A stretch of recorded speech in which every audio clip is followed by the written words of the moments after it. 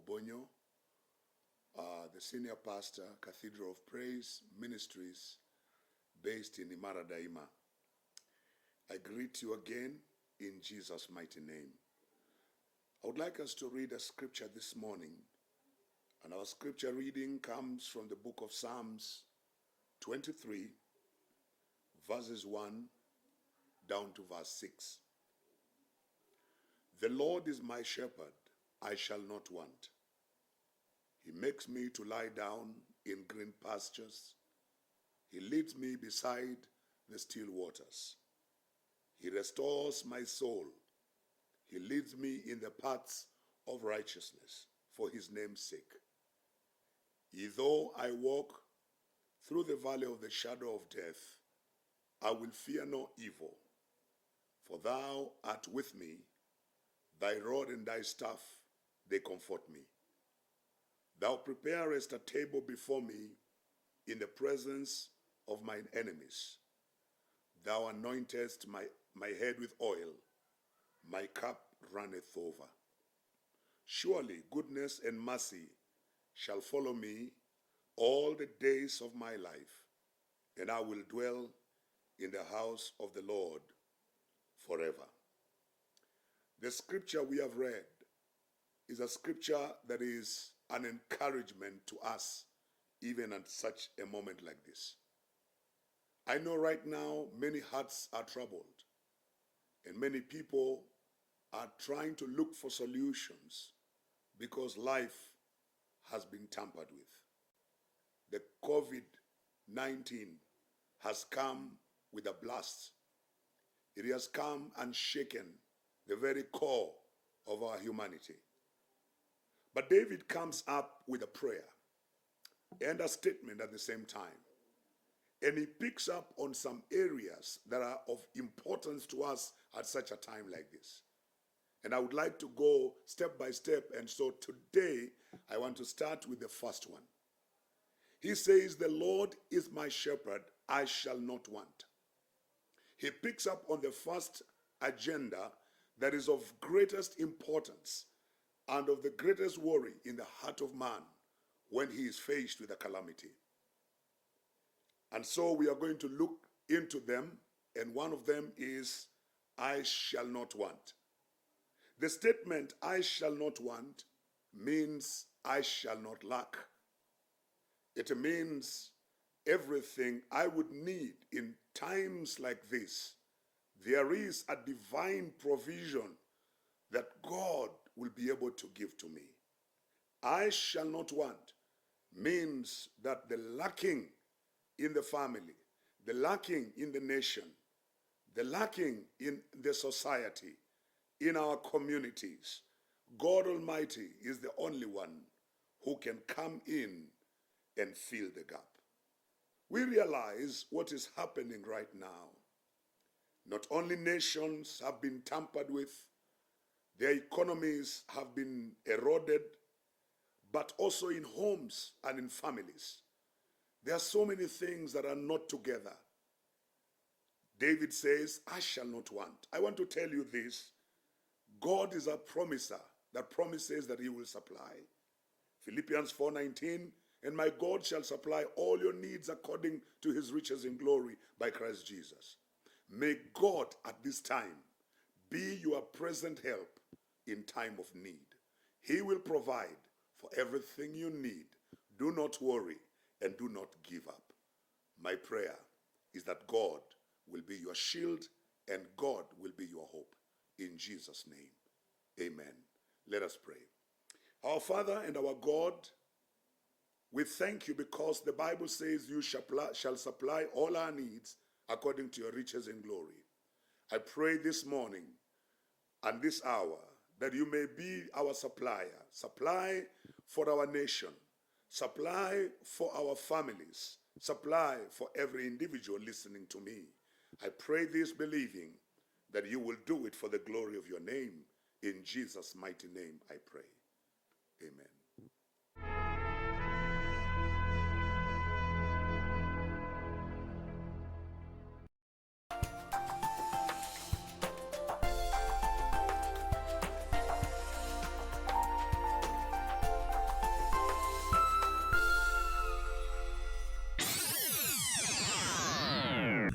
Mama Kenda aliniambia ukichukua pesa zake ukiweka kwa deal huwa zirudi. Kwa hivyo lazima ufikiri kitu ya maana sana kuniambia. Ndio tukubaliane nione kama nitakupa. Mimi sipendi kuangalia nikiandika. Haya basi, kama unataka niende utanisaidia na game, hata kama tu ni moja nicheze. Ati game? Hii laptop ni ya kufanya presentation, si ya kucheza game. Ni nini mbaya? Shush, ni kweli dada ameshikwa. Na nini unaangalia huku? Kuangalia? Hakuna kitu unaangalia. Huyo si Kenda? Mwalimu alivyokupatia laptop, ukatumia, ukamaliza, ukairudisha staff room, ukakuta hakuna mtu. Kwa nini uliiacha?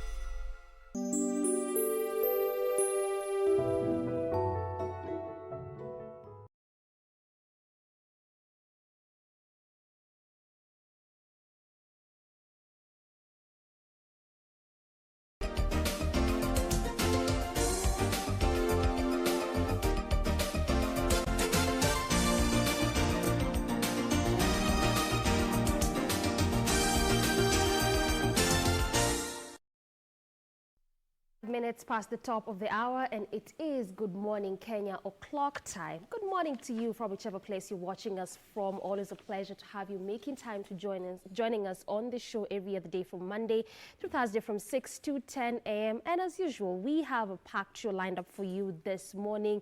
Interviews, especially surrounding the issues to do with coronavirus.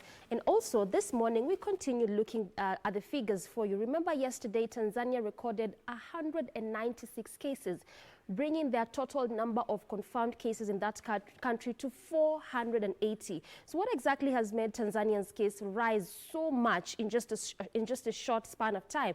That is what we'll be looking at this morning, even as we look at how the African countries, how their cases are rising, and we look at what the major reasons for the surge of these cases. We also look at US when you go across the globe. It has hit the 1 million mark. So what else is making this country to continue recording high number of cases? That is what we'll be looking at this morning in terms of numbers.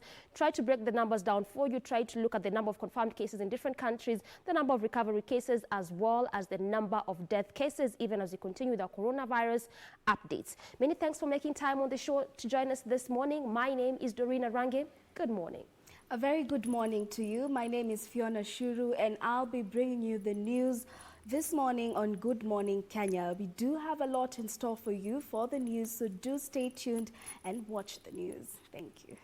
All right, and even let's talk about what we have in store for you this fine Thursday morning. Remember, we have the In the Headlines segment coming up in a bit. We'll be showcasing what is highlighted in different dailies, the Daily Nation, the Standard newspaper, the People's Daily, and the Star. And in one of the two headlines, the Daily Nation and in the Standard, we have stories about the millions that the state has spent.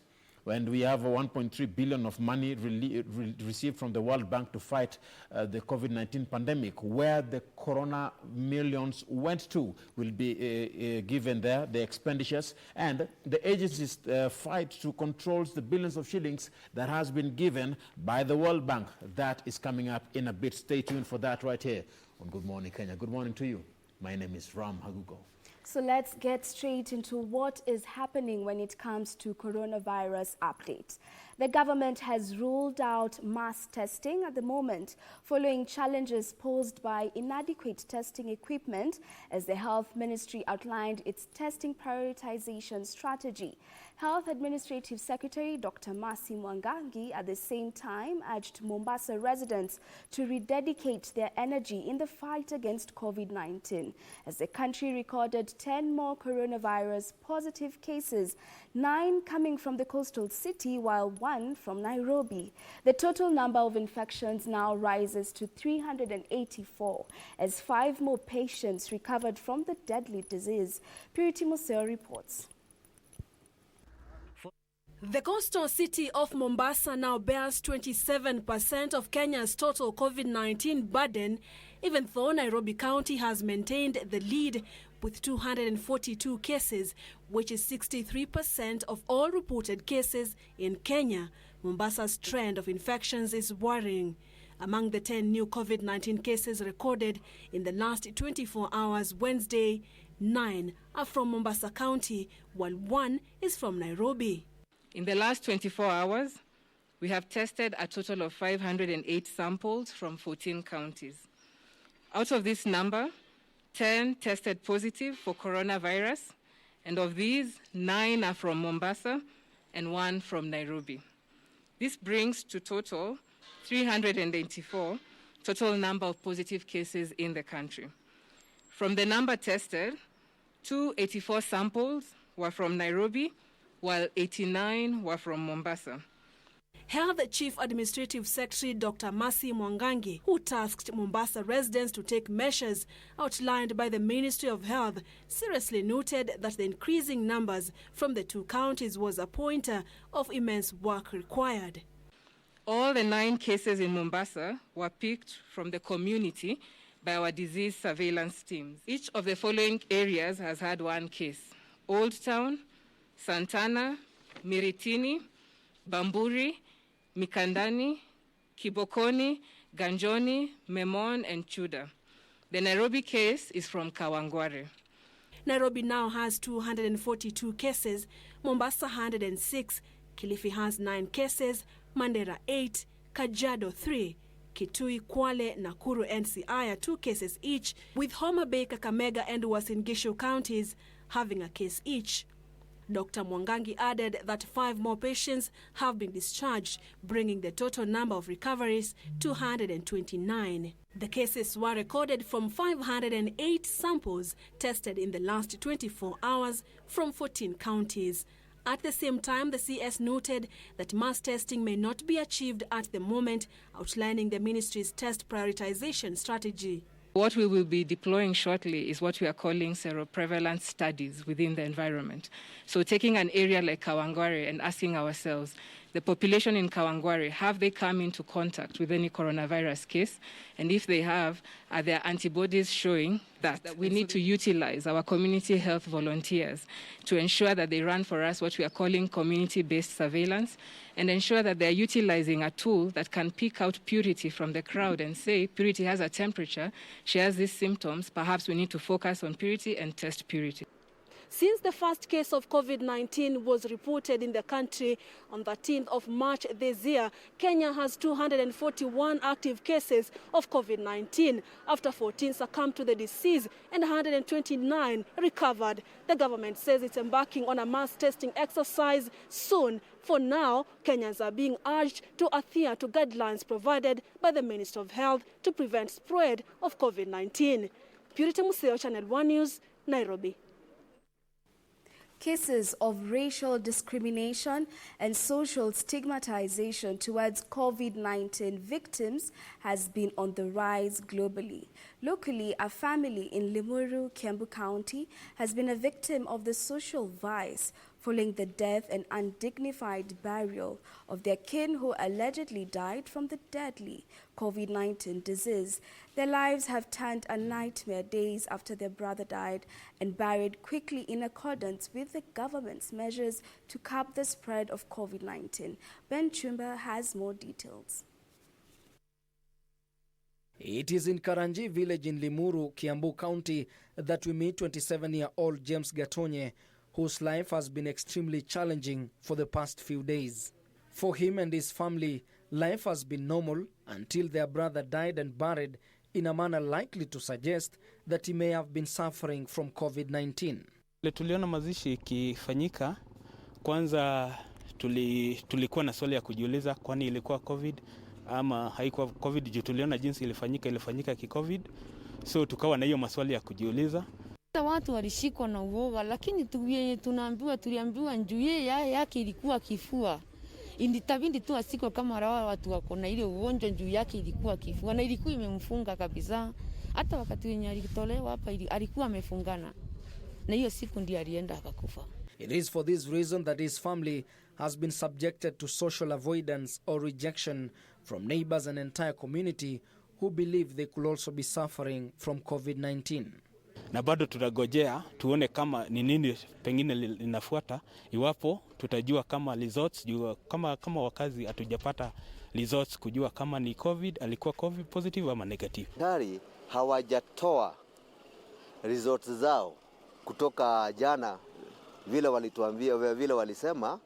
Ningependa kuwaambia watu waache wasiwasi na waache kukata kauli kusema ni ugonjwa fulani. Waache tugoje vile ripoti zitakuja kutoka kwa county government, kutoka kwa county hospital, na tukipata vile hiyo ripoti itakuja, hivyo ndivyo tutasema. Hakuna kitu ya kuficha. The frustrations experienced by Gatonye could only be a drop in the ocean. We are disturbed that reintegration has not been easy for these people. We have reports of stigmatization by members of the community for our recovered cases. And this is unfortunate, considering our constant appeal and massive education to ensure that people are accepted back in the community. Hundreds of others could be facing the similar hardships, especially those confirmed to be positive or those isolated over suspicious of contact with a positive person. The only way we can be able to beat this disease is if we avoid issues like stigmatization. Stigmatization will lead to fewer Kenyans accepting to be tested, and it will frustrate the efforts that we are putting on the ground to ensure that we flatten this curve. In the wake of coronavirus pandemic, cases of racial discrimination around the world have been reported. However, it should be noted, coronavirus has nothing to do with how someone looks like, where they are from, or the language they speak. Ben Chumba, reporting for Channel 1 News. Members of Parliament now want the Ministry of Health to explain the circumstances that led to the removal of Joel Lutoma as the acting director of Center for Virus Research at the Kenya Medical Research Institute. The lawmakers want information on if all laid down disciplinary procedures were instituted before Lutomia was removed from his position. The Health Ministry has, in the meantime, maintained that the reshuffle was done in the best interest of the ongoing efforts to ensure efficiency at KEMRI. Joel Lutoima was reshuffled following an alleged delay in the release of coronavirus test results. His removal from the Directorate of the Center for Virus Research at the Kenya Medical Research Institute, raising eyebrows among members of Parliament. What is the fate of Dr. Lutomia following his demotion, given the shortage of experienced medical personnel in the fight against coronavirus? The lawmakers questioned the motive of Lutoima's reshuffle and if the law and instruments governing KEMRI were applied before the hurried decision was made. I wanted the chair to also add if KEMRI board was involved, because we know KEMRI is a corporation that is run independently, and this decision of sacking Dr. Lutomia, if the board was involved. The Ministry of Health has maintained that Lutoima's removal was in the best interest of KEMRI, calling on Kenyans not to trivialize the matter. Decisions were made were in line to streamline and improve the coordination of test results being received in good time. The other issues are administrative issues within KEMRI, and I would like to leave it at that. MPs in the meantime poked holes on a statement issued in Parliament detailing how the government has spent 300 million shillings towards the fight against COVID-19. Each county has a gene expert equipment capable of at least testing 20 tests per day for each machine. Some counties have 3 gene experts, others have 4, depending on the number of county and sub-county hospitals. You have said every county has a machine that can test. I can confirm there's counties don't have. There's a serious testing issue here. God loves us. I will tell you, Mr. Speaker, if this COVID leaves Nairobi and probably Mombasa properly and land on some of our counties, like in my county, I really am not sure whether, Mr. Speaker, my people would survive. Health Committee Chairperson Sabina Chege had, in the statement, said the Ministry of Health had so far been allocated 300 million shillings and not 40 billion shillings, as is being claimed. Governors want refugee camps in the country decongested to avert the spread of the coronavirus pandemic. The governors are worried at the state of the camps, claiming they were fertile grounds for the spread of the virus should it occur in such areas. They're now appealing to the United Nations High Commission for Refugees to address the matter. Governors are raising concerns of the state of congestions at refugee camps, mainly in northern parts of the country. The governors warning that social distancing was alien to such camps and fear that should the coronavirus outbreak be reported in such areas, it would be hard to contain.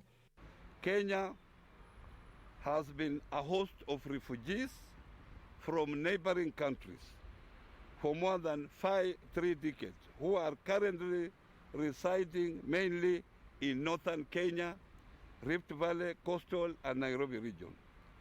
In the wake of the current problem, social distancing among the refugees have proved to be complex. Paranya, who is also the chairperson of the Council of Governors, wants measures to be prioritized. Stretch congestion is a threat to the health of the locals and security of the communities around the border. We want to ask the national government to engage the Ugandan government so that we ease the pressure that is there at the border, because what is happening is that it's taking almost 3 or 4 days for a truck to be cleared at the border. Irene Nchuma Odim, Channel 1.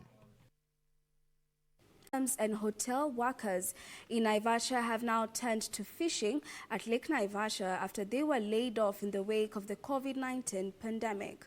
Dozens are now flocking the freshwater lake on kutafuta samaki hapa kidogo kidogo ndio wapate chakula ya kukula. Sasa hizi pesa ndio hakuna. Ile utapata hapo kama ni samaki 5, hiyo ni utauza ama upate na hiyo ndio utakula.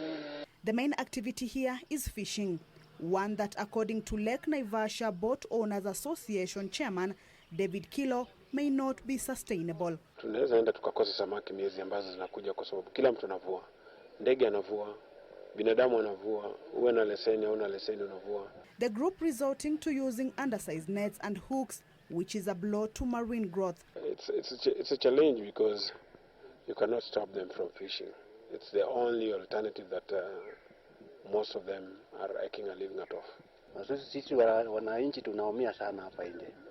Usipoingia hapa hakuna kitu utatoka naye. Na uko na watoto ni kuassault tu.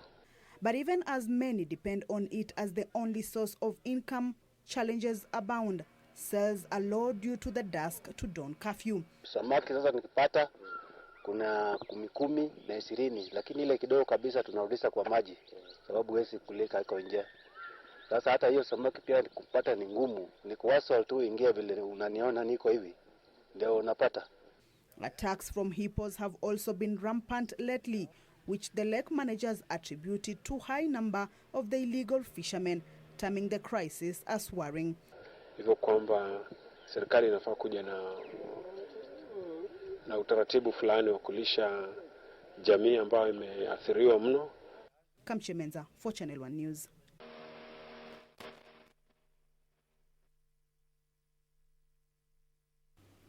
Proper nutrition helps in boosting immunity, which health experts say is key in fighting infections, including the novel coronavirus, which causes COVID-19. Health experts say everyone faces the risk of exposure to the global pandemic, hence the need to maintain healthy immunity. This is where nutrition experts come in, as their knowledge on the best diet is high demand. Kamcha Menza tells us the story of a lady in Nanyuki, Laikipia County, who has for the last 3 decades advocated for healthy living in her own small way. Susan Wanjiku is passionate about healthy living. A visit to her shop gives a clear picture of the sort of trade she engages in, from cereals to herbs, both traditional and modern. Wanjiku, popularly known as Mama Ngodo by her customers, has mastered the nutrition components of each product. She's a self-taught nutritionist and is constantly learning. Moriga, malenge, na hata madizi. Hata ikikaushwa inakaushwa inasiagwa inakuwa uji, hata inasatumiwa kama supu. Watu wakunywe hata kama ni supu breakfast kuliko kukula mkate. For the last 30 years, she has used her knowledge to mix nutritious porridge flour, a blend that has attracted a growing list of clientele. Hapa nimechanganya wimbi, nimechanganya mtama, nimechanganya mawele, nimechanganya hizi mbegu za mchicha, nimechanganya mahindi. With her knowledge, Mama Ngodo sometimes prescribes different cereal combinations for various ailments such as arthritis, obesity and high blood pressure. Mount Kenya region kuna kuwaga na baridi ya snow. So kukakuja arthritis ikawa mingi sana, naye nikaanza kutafuta moringa aloe vera seed. Naye nikaanza kutengeneza unga ya moringa, muhogo, madizi, hivyo juu ya arthritis. Health experts say good nutrition helps in boosting immunity, and in the wake of COVID-19 pandemic, a healthy immune system is said to be key in reducing the risk of infection. The first step to improve your immunity is to understand that a lot of your immune cells are actually found in your intestines, in your gut. It's called gut-associated lymphatic tissue. And this immune system is kept healthy by the right foods. And sugar basically destroys the immune system, one. Sugar causes you to put on weight. Dr. Amit discourages the consumption of foods that lower immunity, saying everyone faces the risk of exposure. If it's difficult for you to get vitamin C from the shops, there are certain foods that have high vitamin C in them. One is guava fruit, the other is lemons, oranges, and also baobab powder is very high in vitamin C. Another favorite food of mine to use during this time is pumpkin seeds, because pumpkin seeds are high in zinc, and that also improves the immune system. But as experts struggle to find a vaccine for the novel coronavirus, Kenyans can play their part by going back to consumption of traditional foods that had been abandoned in favor of modern cuisines. Kamche Menza for Channel 1 News. Officers from the Directorate of Criminal Investigation Forensic Unit have launched investigations into the mysterious death of a man who was burnt beyond recognition inside his car in Nairobi's Buruburu estate. Buruburu Subdivision DCIO Adam Guyo said it is not clear what could have caused the incident. This is the wreckage of what used to be a Subaru Impreza owned by the deceased. What has baffled many is how the man who was on the driver's seat burned to death while on upright position without attempting to save himself. According to Buruburu Subdivision DCIO Adam Guyo, they were called by guards and management of Mai Mahiu Court and informed them there was a car on fire at about 8:30 a.m. Na majirani waliweza kuja na ndio walisaidia mpaka huo moto ukazimika pamoja na firefighters kutoka Nairobi City County. Ziliweza kukuja firefighters 2 na ndio ziliweza kusaidia na ikaweza kuzimwa hilo moto. Mtu mwenyewe alichomeka lakini anajulikana ni nani. It was after the fire was contained that they established the man's identity and his house. Goyo saying police are yet to establish the cause of the fire. Preliminary analysis, according to the police, on the wreckage showed only the inner part of the Subaru was damaged. So far, our forensic investigators have been able to collect some samples from the vehicle, and we've sent them to the government laboratories for forensic analysis so that we can be able to conclusively say the cause of the fire. The deceased leaves behind a 29-year-old wife and 2 children. Suleiman Yeri, Channel 1 News. We have come to the end of Good Morning Kenya News Briefs, but Doreen is coming up next with In the Headlines. 9 minutes past 7 a.m. and it is time for our In the Headlines segment. We sample for you the major newspapers. We look at the stories that have been written there in detail, and we begin with the People's Daily.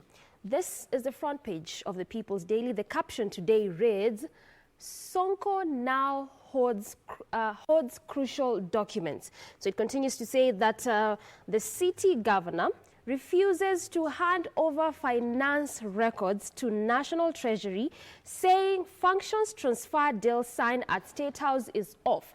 This story has been fleshed out in page 2. We'll be unpacking more of that as you continue seeing what more has been written in the paper. There's also another caption still on the front page, and this is about the M-Pesa and Safaricom. So it says that M-Pesa and data drives Safaricom to 74 billion Kenyan shillings profit.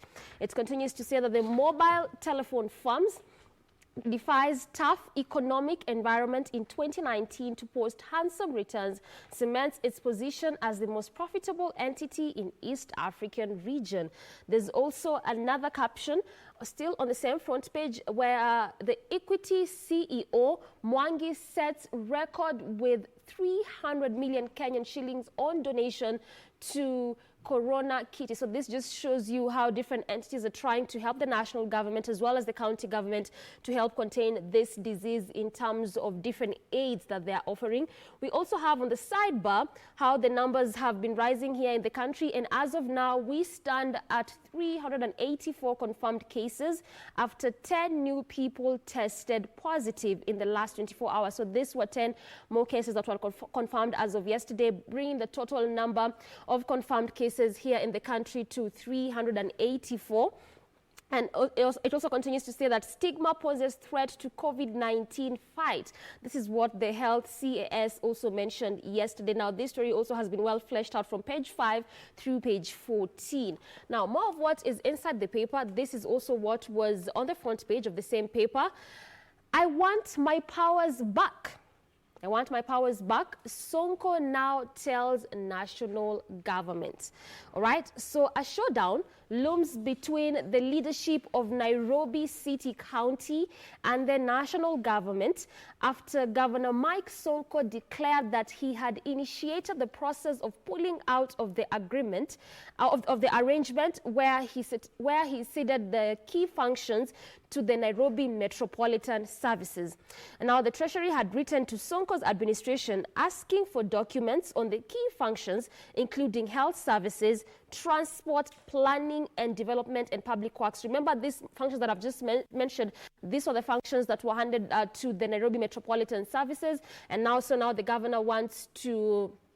He says that he wants his powers back. Remember that there was a day that he also mentioned that he wasn't aware of what he was signing. So we'll see how this will continue unfolding, whether he will get his powers back, whether they will remain to the Nairobi Metropolitan Services. Only time will tell. All right, so moving on. Gumbo fired as KNH board boss a year after appointment. Now the President Uhuru Kenyatta has revoked the appointment of former Rarieda MP Nicholas Gumbo as the chairman of Kenyatta National Hospital board less than a year after his appointment. Also, key to note is that it is not quite clear why Gumbo was kicked out, but remember that the Kenya National Hospital has been on the spotlight over its handling of emergency cases. Over its handling of emergency cases, among them claims that renowned Kiswahili author Ken Walibora spent more than 10 hours at the hospital without any medical attention after he was hit by a bus along Landis Road. So Professor Walibora later on died of this injury. So this could be one of the reasons why the boss was fired, but there could also be other reasons. But remember, like I mentioned, the reasons are not quite clear why he was fired by the president. Let's head over to the Standard newspaper. With me, I have a copy of that. And on the front page, we have a brief overview on an outlook of matters expenditure. When we have all on the front page, the splash on the front page of the Standard is where Corona millions went. The spending spree. State has spent 1.3 billion shillings of the money received from the World Bank to fight against the COVID-19 pandemic. Notable expenditures include 278 million of PPEs, 70 million on communication, 42 million shillings on leasing ambulances, 12 million to house health workers, and 4 million for tea and snacks. Get that. 1.3 billion shillings of the money received from the World Bank to fight the COVID-19 pandemic. Millions where Corona millions went. And they give all the information. Pictured in there, we have a photo of the health CS Mutai Kagwe, and a tabled report in Parliament, who tabled a report in Parliament yesterday. And just to get the full table inside the Standard newspaper in regards to this story, remember that front page still has lots in terms of even parties tell off Ruto man over coalition talks. How Ntimama shared his 2 billion shilling estate in Kenya and the UK. That is also highlighted on the front page. But to get a glimpse of how these billions were spent on, there is a table there giving us a brief overview or an outlook of that. And highlighted there we have 48 million shillings spent on airtime, tea, and ambulance hire. And there's a table of the breakdown, description, the initially approved proposals, the procuring entity, and the funds used. And at the bottom, you can be able to see the funds used, 1.3 billion, and the initial approved proposal also there. A breakdown of 1.3 billion spent on the fight against COVID-19 pandemic includes the 42 billion shillings of leasing ambulances and 4 billion for tea and much more. Remember, the expenditure is from the 1 billion shillings that was donated by the World Bank, donated by in the World Bank for emergency response, including procurement of personal protective equipment, that is PPEs, medicines, and setting up of isolation facilities through the approved budget. But the approved budget was, remember, 976.8 million shillings. The Ministry of Health has spent 1.3 billion shillings. So that is the difference. So Treasury 275 billion shilling loan to help mitigate COVID-19 impact. That is a stimulus package still on the same page, where the government will borrow 275 billion shillings from 3 international financial institutions to cushion Kenyans and the economy from the negative effect of the COVID-19. Pictured in there, we have a Treasury Cabinet Secretary, Ukur Yatani. Remember, he appeared before the Senate and ad hoc committee on the COVID-19 pandemic, chaired by Nairobi Senator Johnson Sakaja. The CS disclosed that they were engaging with multilateral and bilateral partners to raise funds to plug the gap in the budget. Get to read more about that story. But getting on to parties tell off Ruto man over coalition talks, that also highlighted it matters politics to do with the Deputy President William Samoei Ruto on the political party dilemma or the saga or the tug of war. 4 parties tell off Ruto's team over GNU claims. The DP's critics insist Uhuru free to enter alliance with any party. DP's allies had claimed outfits were asked to endorse plans by Uhuru to form a government of national unity. Pictured in there we have a soil legislator, Honorable Caleb Kositany, who says some parties are scheming to endorse plans to form a unity government. Remember, top officials of 4 political parties have dismissed claims by Deputy President William Ruto's allies that they were part of a plan to form a government of national unity, GNU, targeting to push him out of power. Get to read more about that story in regards to the 4 parties, what they say in regards to William Samoei Ruto's allies on GNU. Well, let us have a look at what is happening on the Star. The first page, there will be Uhuru betraying Ruto, Kalenjin Kikuyu elders. That is, reports indicate Kenyatta is planning a grand house cleaning, may sweep away some Ruto men. Well, that is all on the first page. We have a city banker. He's a banker, right? City banker burnt beyond recognition inside his Subaru car. Subaru, yeah. Subarus are really politicized, right? Even with the guys, like there are Subaru groups which do rallies. So A Subaru car, yeah. City banker burnt beyond recognition inside his Subaru car. Okay, on the front page, there's also about COVID-19 survivors weighed down by stigma cases, which have hit 384. Well, opening up, I'll just change the note and just read another story. Brookhouse parents ask for a 30% discount. Brookhouse parents ask for a 30% discount. Personally, I feel like it is lawful, and probably international students could be also overpriced out there and in here. So rationalization is very important. Yes, Tori? All right, looking at the Daily Nation this morning and the front page of the Daily Nation, some of the stories highlighted there include agencies fight to control billions.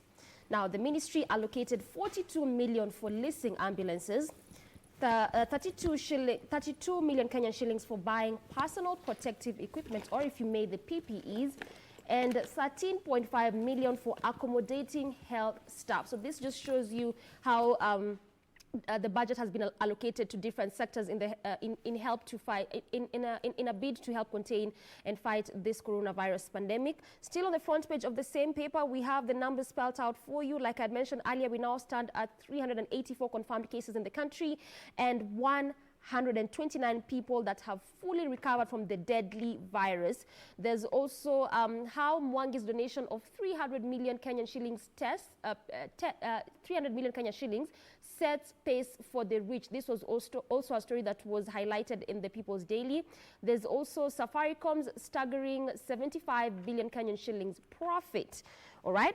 So looking inside of the same paper, again, this is a story that in terms of job losses, remember during this difficult time, just like we keep mentioning every time, is that Kenyans are also, not just Kenyans, but people are losing jobs due to this coronavirus pandemic because it has become so difficult for employers to sustain their employees. But looking at this, Kenyans are worried lots as virus causes 130,000 job losses. You can imagine how many jobs those are. But the reality of the toll COVID-19 is taking on the economy is only beginning to hit home, with 133,657 Kenyans said to have been rendered jobless.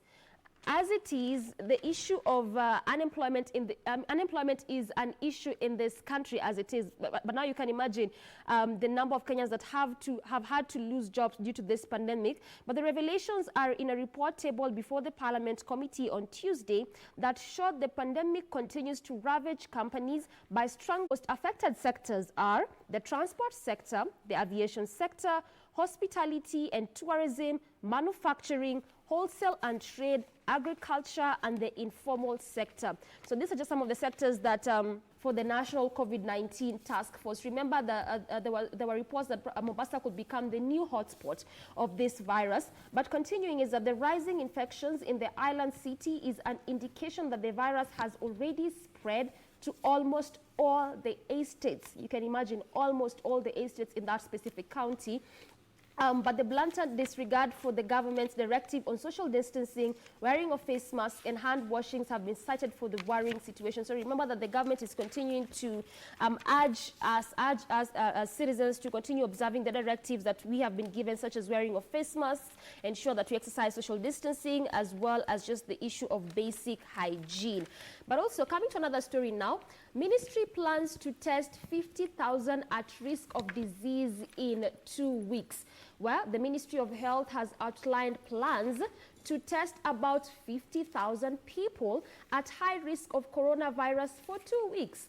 Okay, so the testing, which is ongoing and will run up to May 3rd, will see about 14,000 port and health staff and truck drivers and 10,000 people in 5 counties with confirmed local transmission tested through random sampling. When it comes to Nairobi metropolis, here in Nairobi, they will test about 5,000, in Mombasa 2,000, Mandera, Kilifi and Kwale 1,000 each respectively. So this was mentioned by the Health Cabinet Secretary Mutahi Kagwe.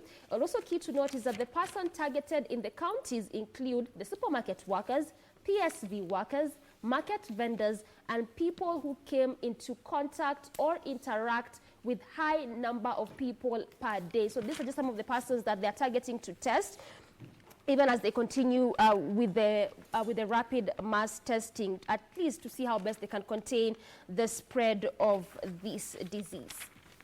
Now let's come back to the Standard newspaper, and just to give us an overview. This COVID-19 has come with its effects. It has affected different sectors, even as we talk about individuals going in isolation. But you see, you should find out, after these patients have recovered, what next? Well, these are the effects of the COVID-19. On the Standard, there is a highlight on a stigma on recovered patients as COVID-19 cases rise to 384. As country continues to report more recoveries, gains are being derailed by the refusal of families and communities to take the patients back. The government has now raised concern over the stigma that has come, courtesy of the COVID-19. The recovered patients are facing stigma when it comes to them going back to their community, and due to this stigma, which Dr. Mwangangi, who is the health chief administrative secretary, she says that it is disturbing.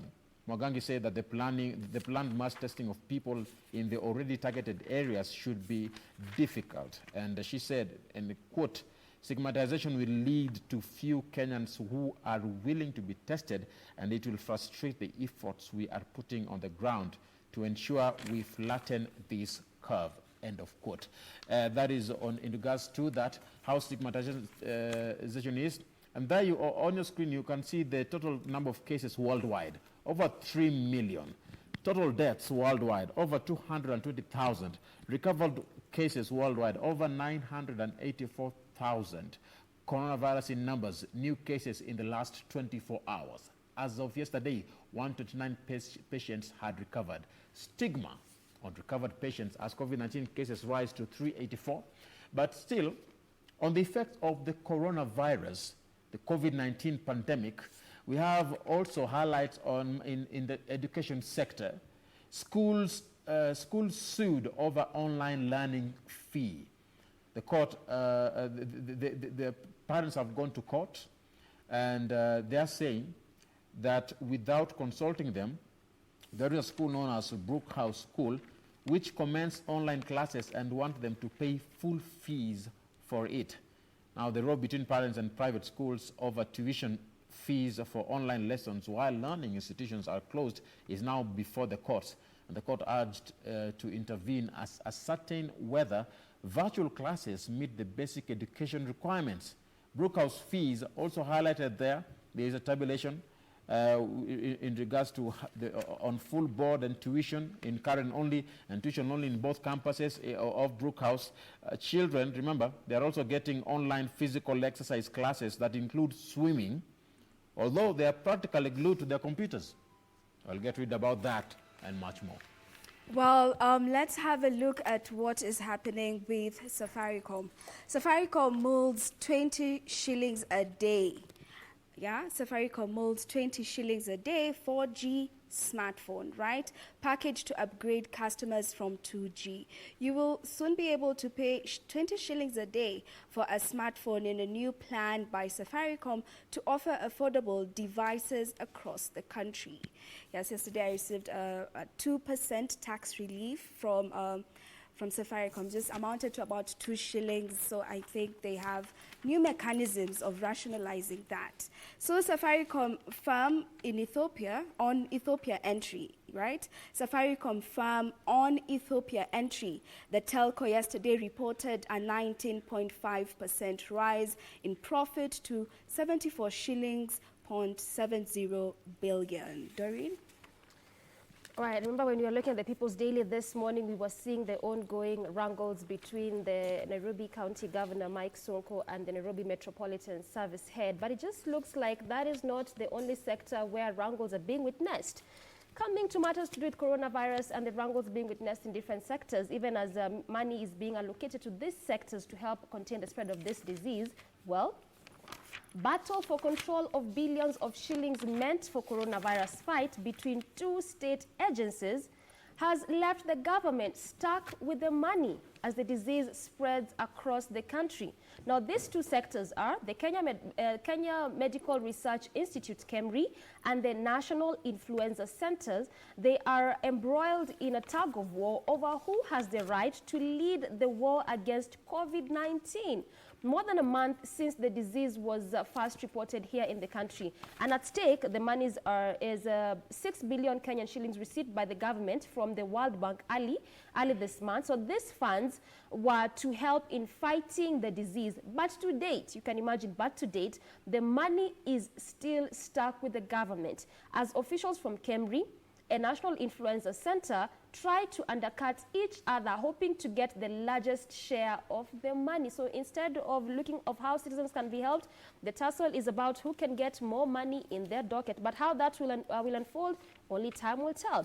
Now, there's also a story that was on the front page of the Daily Nation, and this is in regards to Equity CEO, where Mwangi's 300 million donation set space for rich individuals. Remember, we had been saying that what are individuals doing in the country, even as we see what the national government is doing, as we see what county governments are doing, but what exactly are individuals doing to try and help fellow citizens in the fight against this virus? So it just seems that the CEO Equity is really doing something. And so the family of Dr. James Mwangi, the Equity Bank CEO, has contributed 300 million Kenyan shillings to COVID-19 fund, one of the biggest personal contributions to Kenya's fight against coronavirus.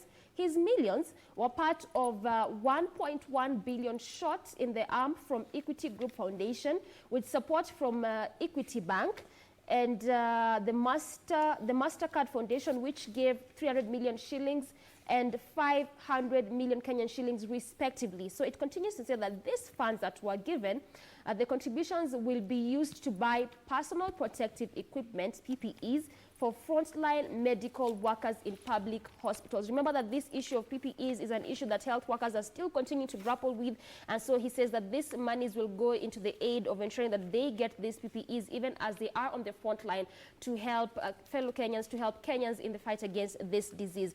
But even as we talk about PPEs and protective equipment, so the textile firms join race to mass produce for face masks. So what are they doing? At least 3 garment factories have joined the race to mass produce face masks to support the war against COVID-19. So these firms include the Bedi Investment Limited and Nakuru Blankets located in Nakuru town. Now, these are just some of the firms that are on the forefront to help produce more masks, at least for citizens. And it continues to say that the companies can produce at least 100,000 face masks a day. Remember that face masks have become a necessity, and if you're moving around, this is one of the things that you need to ensure that you're wearing. But for these companies, they say that they can produce at least 100,000 face masks a day. So this also just comes as a relief to Kenyans, knowing that at least we can have enough face masks even as we continue to fight this disease. But moving away from matters COVID-19 to a story that we might have probably forgotten. This is in regards to the locust. Now, the UN agency warns of more locust swarms. So this is what they're saying, that the first generation of desert locust in Kenya has matured and is ready to breed. According to a United Nations agency, so the desert locusts normally mature and start laying eggs from 2 to 4 months. This means that the first generation of locust bred in the counties of Samburu, Isiolo, Wajir, Mandera, and Marsabit could begin mass breeding. The UN Food and Agriculture Organizations, in an update dated April 28th, they warned that the current situation in East Africa remains extremely alarming as more swarms form and mature in northern and central Kenya as well as Ethiopia. Going on to matters business, the Standard, we have what is affecting the economy. Remember, even I talk about coronavirus, the COVID-19, people are still struggling to put food on the table. How our business is going to come up. And I will also highlight one, home and away, coming up in a bit on matters business. But let me start with what's happening at the CBK. where we have cheap loans that beckon as CBK slashes key lending rates. The Central Bank of Kenya yesterday cut further the benchmark lending rate to 7% as it moved to inject more liquidity into an economy that has been ravaged by COVID-19 pandemic. Remember, on March 24th this year, the Monetary Policy Committee, MPC, CBK's highest decision-making organ, they cut off the the central bank rate, that is CBR, by 1% point, signaling banks to provide cheap credit to borrowers distressed by the novel coronavirus. Now down below, we have in other news on matters economy, the maize imports drop amid rise in Kenya's overall import bill.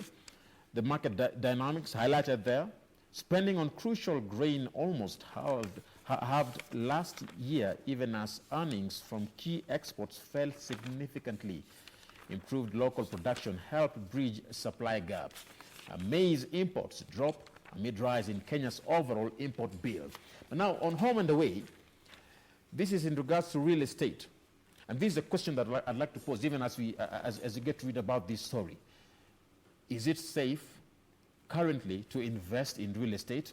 Well, here we have on home and away, this is a pullout, where we have why real estate sector faces uncertain future. Why real estate sector faces uncertain future. Client priorities will shift to adjust to reduced spending power. That is what the industrial chief says. While developers and policymakers will need to find common ground. You'll be getting that in a bit on matters to do with the real estate on your screen there. Property investors are under immense pressure to adapt to the destruction of COVID-19 amid unprecedented challenges for economies worldwide. Is it safe to invest in real estate, especially as we are in this time of COVID-19? Well, this is the reason why real estate will never be the same again. While the experts agree that the real-built houses will be in demand post-COVID-19, Samway, who is an expert, says that unscrupulous developers had already ruined the attraction for off-plan developments. We have different markets, prices in markets driven by different people. The ISK president says this digitization will rid the sector of land fraud. Why real estate will never be the same again after COVID-19. Get with that about and much more in the home away pullout. Well, on the Star, let's have a look at what is happening more on business. But Kenya's economic growth likely to shrink to 1%, says World Bank. Where reduced growth is expected across services, industry, and agriculture sector. Yeah, but that is on the World Bank, and I know Safaricom will can even bank data, right? Data is very important. So let us look at how COVID-19 is affecting Kenya in sports. So we get to now popularize our local high school hockey teams. Yeah, okay, Strathmore, because I know it starts with that. Kenya's hockey conveyor belt. So they get to practice in private. I feel like that is very good. We have engaged scouts who search for road talent in secondary schools from as low as Form 2. Wow, sports would have changed my life, right? Doreen? All right, so coming back to the People's Daily, let's just look at some of the stories highlighted in this paper this morning. Now, this is in regards to the issue of floods. Remember that even as you're continuing with matters to do with coronavirus, floods is still affecting us as a country. And so as of now, floods death toll hits 116 as 3 more drown in Bomet. Okay, so 3 more people have drowned in Bomet, bringing the death toll by floods and landslide in the area to 28. Now, this comes as Devolution Cabinet Secretary Eugene Wamalwa said that 116 people have died so far, and more than 100,000 families displaced across the country. Now, this some of the places in which these floods have really, some of the places that have really been affected by these floods. This includes Rift Valley, Nyanza, and Tana River bearing the brunt of the calamity. Remember that the weatherman also announced that in places where people can move to at least much safer areas, they need to do so because, well, these floods are continuing. And as of now, we stand at about 116 people so far, and more than 100,000 families have been displaced due to this issue of floods. Now, coming on to another story now, where 600.2 trillion Kenyan shillings public debt sustainable, says CS Yetani. That is where we stand in terms of debt in this country. And so the CS said that despite borrowing level being at 58% of GDP, Treasury maintains it is manageable. So what they're saying is that, yes, in as much as we might have a huge debt, if you look at it, 6.2 trillion Kenyan shillings, that even at that, this debt is manageable. So this is what was said in regards to this story, that the National Treasury Cabinet Secretary Ukur Yatani now says that the country's public debt remains sustainable. Kenya's current level is estimated at 6.2 trillion, which is 58% of the gross domestic product. Okay, so the minister said that the country's public debt remains below International Monetary Fund. Key to note that it still remains, in as much as, yes, it may look huge, but it remains below IMF and World Bank debt sustainability assessment. So he was saying this while he appeared before the Senate just to talk about Kenya's debt, and he continues to maintain that in as much as it may look huge, it is still manageable. Coming now to matters coronavirus. Remember that the issue, there's so many issues surrounding this matters to do with COVID-19. There's the issue of face masks, which still remains a big issue, especially for the health workers. The issue of mass testing, just like we looked at what was written in the Daily Nation in terms of how they're planning to execute this mass testing in different parts of the country, especially for those that are being regarded as hotspots. But in regards to matters to do with testing kits, we have enough testing kits, assures KEMRI. So the Kenya Medical Research Institute has disputed reports. It has run out of testing kits. There were reports that probably there could not be enough testing kits, but here they're coming to say that they have enough testing kits. So the KEMRI Managing Director, Yeri Kombe, yesterday said the claims were based on a report compiled by the Research Institute last week before the government procured and delivered the consignment. So this is what he had to say. We have more than 4,000 testing kits in store, and we expect more supplies from the government and donors between today and Friday. So that means between today and tomorrow. So he continues to insist that the reports that were going around about not having enough testing kits are not true, because from what he is saying is that the testing kits are enough, and even in as much as, yes, they're waiting for the government to avail more, but as of now, at least they are enough. Now, still sticking with matters to do with coronavirus, the CAS says, this is Dr. Mwangangi, says that stigma could reverse gains made in war on COVID-19.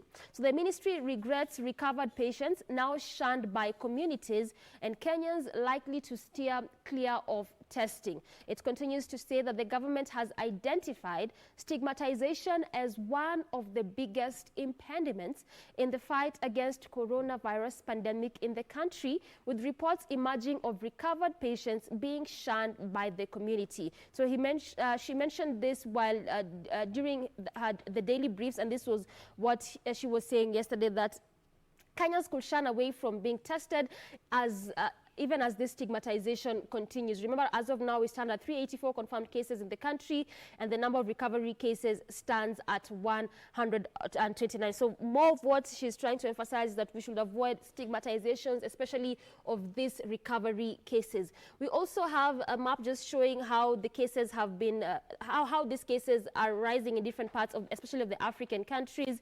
Like I mentioned, Tanzania now stands at 480 cases. It has hit the 400 mark. And in the African continent, we are at 36,034 confirmed cases, 12,135 recovered cases. This is on the entire African continent, and 1,536 death cases. So far, Egypt still tops Egypt still tops in terms of numbers of the number of confirmed cases in the African continent, with over 5,000 confirmed cases, and it is closely followed by South Africa. So these are just some of the countries in the African continent where the cases are more. This is in terms of the confirmed cases here in the African continent.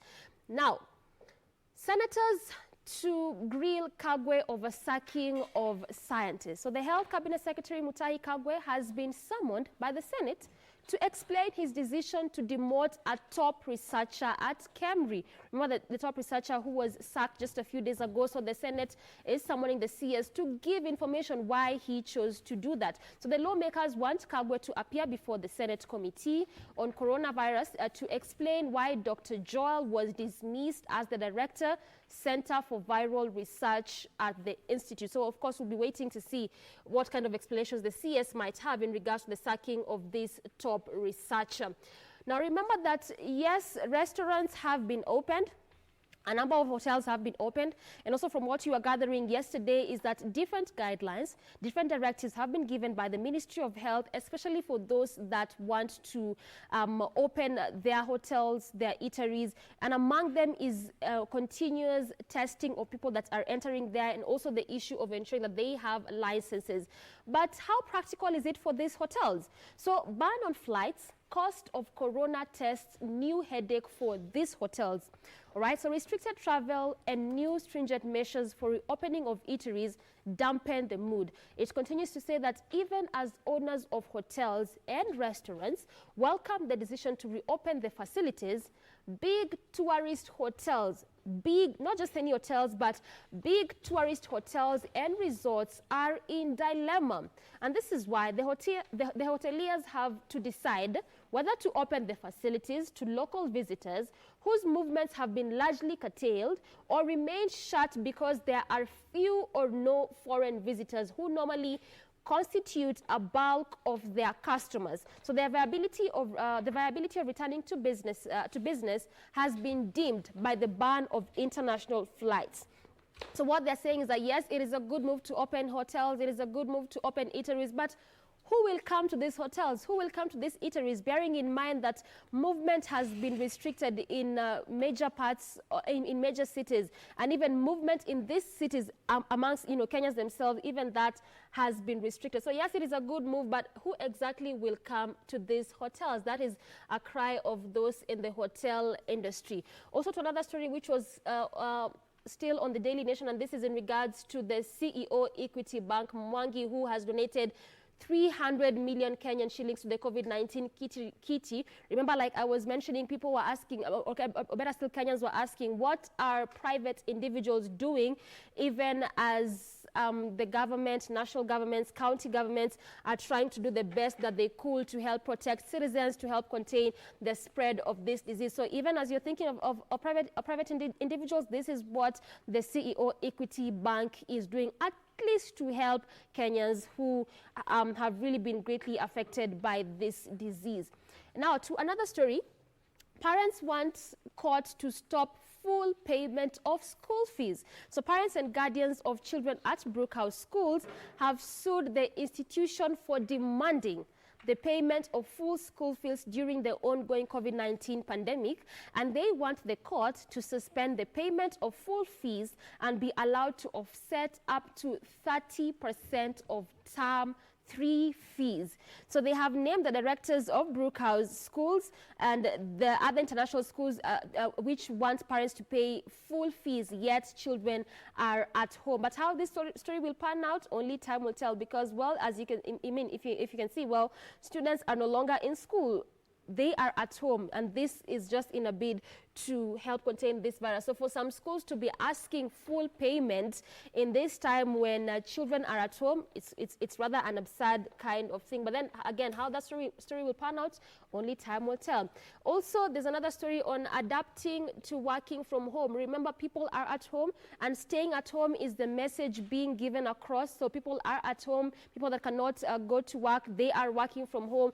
But which better ways can you work from home? This article has well spelled out some of the ways you can work from home, at least to reduce anxiety, to ensure you do not succumb to depression, even at this time when you are at home, or when you're working from home, or when you are staying in the house. So that is that to do in regards to do with matters staying at home in this time when a good number of Kenyans are staying at home, a good number of Kenyans are working at home. So let's look at some other matters now. Let's look at world news. Just one story from the world news. This is in Uganda, where Museveni blasts MPs over corona funds. So the Uganda's President Yoweri Museveni has blasted MPs for allocating themselves 10 billion Ugandan shillings, which is equivalent to 260 million Kenya shillings, to enable each of them to raise awareness about coronavirus. So if you just thought it is only in Kenya where leaders will do this kind of things, well, it turns out that in different parts of the African continent countries, these are just some of the things that are being done. But that is where we bring a close to our In the Headlines segments. Remember, we sample out for you the stories that have been written in our four major newspapers. That is the Daily Nation, the Standard, the Star, as well as the People's Daily. Thank you very much, Doreen, for that comprehensive outlook on what we had on the headlines today. You've focused on the People Daily there, and there's quite an interesting story there in regard to the demand of some schools demanding a full payment of school fees despite the fact that pupils and students are currently home. One of the measures that the government put in place to stem the spread of COVID-19. Good morning once again. You're watching KBC Channel 1, and this is Good Morning Kenya. I'm Regina Manyara-Gitao. Now we want to talk about a vital demographic in the country that has been left out in as far as the fight of COVID-19 is concerned. Children, teenagers, young adults, we call them the youth. This morning, what is their feeling about what the government has done so far since Kenya announced, or rather reported, its first case on March 13th? Government has taken several steps to stem the spread of this pandemic that has so far claimed 15 lives locally. Among them is the issue of curfew, cessation of movement from 5 counties in the country, and also the closure of schools. How has this affected their lives, and what are their concerns during this time, and what would they want done better to make them feel more comfortable during this time? Now, to take us through that conversation is none other than Timothy Ekesa, who is Executive Director of Kenya Advancement of Children's Rights. Good morning, sir. Thank you. Good morning to you. Glad to have you back after so many years. Thank you. Yes. Good to see you too. Yes. Now, we're talking about children, and the issue is from where you sit and the rights that you advocate for children. So far, government has taken several steps. One of them, closure of schools. Let's start from there. Yes. The closure of schools, at the same time, government maintaining that the national examinations are still on course because this, rather, learning is continuing online. Does it cut across all children, or are there some that are being left behind, and what can we do to ensure that all our children get equal services per se? Thank you. I think that's a very big concern for us in the children's sector. The Kenya Alliance for Advancement of Children, we are a membership organization of many NGOs working for children, and that has been our concern from the time the schools were closed. We can confirm that maybe about 80% of children are not learning online because of various reasons. We know that many of them can't access telephones, they can't access TVs and radios. So it's true that they have not been learning. But again, at the same time, I want to say that talking to a number of schools that have been offering online education or online classes, most of them confirm that they're actually not doing the lessons in classes. They are keeping children busy and making them revise the things they have already done. So if the schools open, all the children will be at par. They'd be at the same place. But I know that children don't stop learning because they are not in school. Children always learn. So even if they are at home, they are learning something. My question is, what are they learning? We allowed those who are doing online learning because they are keeping children learning. But those who are not online, they're also learning something. And that's why I think this issue of the COVID-19 it is a social issue that will not only be handled by one sector of the country, but bring in all the social actors to see how do we keep children learning and learning the right things. Yeah. Now, you've said children may not be accessing that online learning, or rather that platform that is being offered, but children are still learning. Yes, they are. And they're at home within that particular setup, their parents. Yes. So from a parent point of view, someone who is watching, how do we support our children to actually revise or get on with their studies? You know, parents are finding it very difficult to actually support the children in their learning process. What can they do? I totally agree with you. And home is not the best environment for learning. Children like learning with others, being in school where they have the teacher teaching, they are marking the exams. The parent might not do that. But what they need to do, they just need to also get closer to their children, understand what they were given from school, and help walk through with them since they are staying at home, just to make them to make sure that they commit some time to study, some time to revise, and some time also to play. So as parents, we actually need to do a lot of education. Actually, right now is the best time to educate parents on how to be able to ensure that the children learn. And that's why we're really calling upon the Minister of Education plus other sectors to come up with programs that will enable parents to know how they can be able to help children to learn. Before the formal education came, we used to have informal education, non-formal education. There's a way in Africa, communities used to teach children. Yes. Maybe it is high time we went back to that time of how will children learn. Because my worry is that if we don't do it, they are still learning something. My worry is, what are they learning? What are they learning at home? Yeah. So how do we ensure that what they are learning at home is of value to them? We have to also understand, actually we have to get into their world and understand what they have been learning. And we also have to have our own morals to make children learn the right things. Be they even how to relate to one another, be they how to keep social distance, how to use masks. Like right now, it's a mandatory that everybody in Kenya has to put on masks. Who is helping children to actually see the importance of putting on masks? In some quarters in the rural areas, we've established that some children are running away from people who are having masks because they think if you have a mask, then you have COVID. So that kind of education, we need to do it. What does it mean to keep social distance? What kind of games can they play without actually holding each other or still keeping distance, like skipping a rope? Yes. One person is the other side, another on the other side, in the middle. They have the distance that is required. There are other games that require holding each other. How do we ensure that they don't get that, they still keep the social distance they're supposed to have? What does it mean to sanitize? I know we have so many, the media has come up with so many adverts on how to sanitize. What does it mean to the children? If we have these washing places in public places, some of them are too raised like this table. Yes. You can imagine a 2-year-old trying to wash their hand. So we are asking ourselves that we also need to educate even not only parents, but the whole community, that they need to make sure that the children who constitute about 22 million Kenyans, they also have the same access services that we are supposed to be having. We allowed the government for the social, the cash transfer funds that they have given to the communities. And we know it's making a difference. Old people are getting 8,000 shillings, those with severe disabilities, and overseas who are being cared for. Our worry is, what about the child-headed families? Because they're giving this money through mobile money. They send to a number. You can imagine this child who might not have a helper, and they want their child-headed family, they need to receive that money. How are they getting it?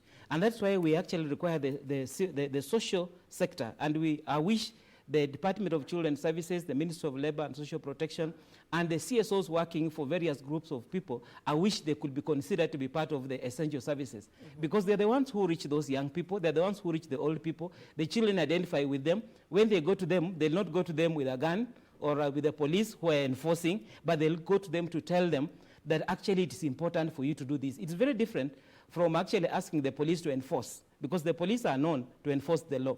But right now for COVID, we are asking people to socialize them to the new norm, what the president said, the new normal. Yeah. How do we make it to be something natural, something that we need to do? That can only be done by people who are close to the children. Yes. So what I'm hearing from your end, from where you sit, is that these children, this demographic, need to be included. Exactly. Need to be included in decision making during COVID-19, especially. True. That's true. Now, let's now look at the issue of gender-based violence. Yes. We've seen these cases are on an upward trajectory. And when it comes to those crimes, heinous crimes, perpetrators are usually, especially where children are concerned, yes, are people they know. That's true. What is the current status from your end? We, as the children's sector, we have a helpline, 116. which is the helpline for children. We want to confirm that the cases of GBV, especially among children and even women, have increased. The cases have gone up. We know that there's a lot of violence that takes place at home, that takes place in the villages, and the school is actually a form of protection. It protects children when they are not at home because they are together and they are protected well by the teachers and the administration. Now that they have not been in school for a whole month, the cases have really been on the rise. At the same time, the story of people working from home, some of the social workers are working from home, which means that even if there are cases reported to the police officers, at times the policemen don't know where to take those cases. That's why we are bringing up a case of having social workers being part of essential services. Children who are lost, where do they go? Children who have been abused, who have been defiled, when they go to the police, who is there to make their story? Who is there to counsel them? Who is there to take them up? There is nobody, because we are all working from home. And that's why, like some of our organizations, we've said we cannot work from home. We'll work from home, but still go to the office, because children still need our services. Right now, you know that the country has got the quarantine centers. The quarantine centers are usually for the adults. But even if they are for the children, a lost child who is very small, where do you take that child? Yeah, and it's actually a big problem we are having. It's only actually one county, maybe we'll hear later, who have reserved a school for such children. But the rest of the country, we don't know where to take these children. We don't know even how to get them. They are the ones who are on the street, because they also need to be quarantined for 14 days before they can rejoin their family or they can rejoin any children's center that is there. Very well said. So this morning we're talking about a demographic that is very vital for the country, and this happens to be the children. They are the custodians of the future.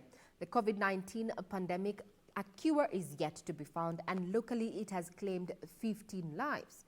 Going forward, government has taken a myriad of measures, including curfew, cessation of movement from 5 counties so far, and the issue of closure of schools. This has affected how we do business, or rather how we do our normal things, and these children are not left behind. This morning we are looking at the call for children and those who work with children to be included in decision making. So this morning we are talking to this particular people. Here on Good Morning Kenya, we have various children from different parts of the country, just to give us their view on how matters are being handled. There you can see we have a wide representation there. So maybe we can just start by just finding out, like, they can tell us their names. Let's talk to Ariana, who is from Mombasa County. Good morning, Ariana.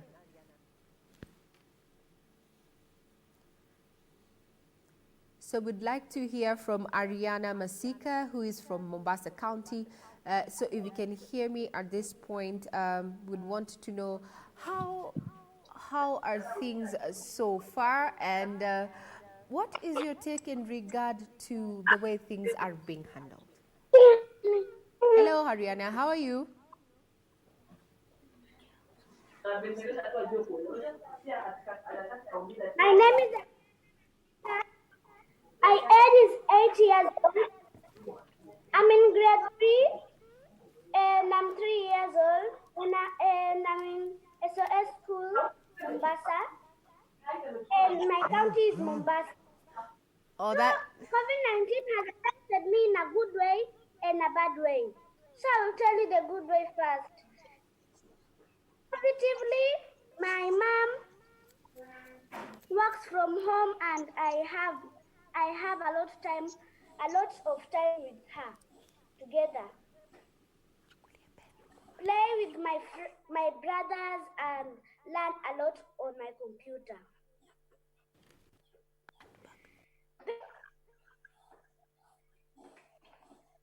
At the bad way, I do not go to school.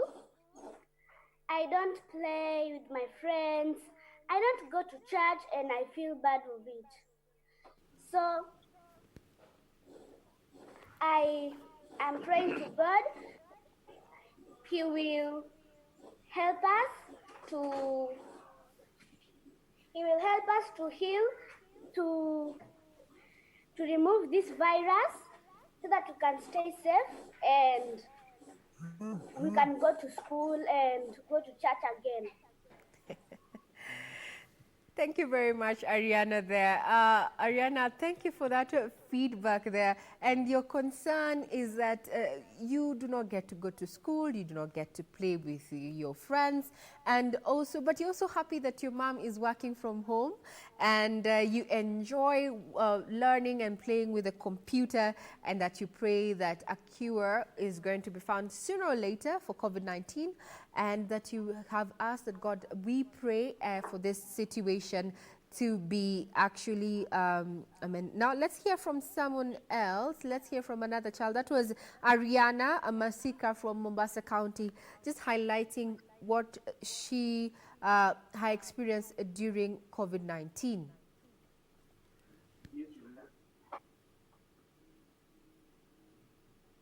Now let's hear from Faith. Let's hear from Faith.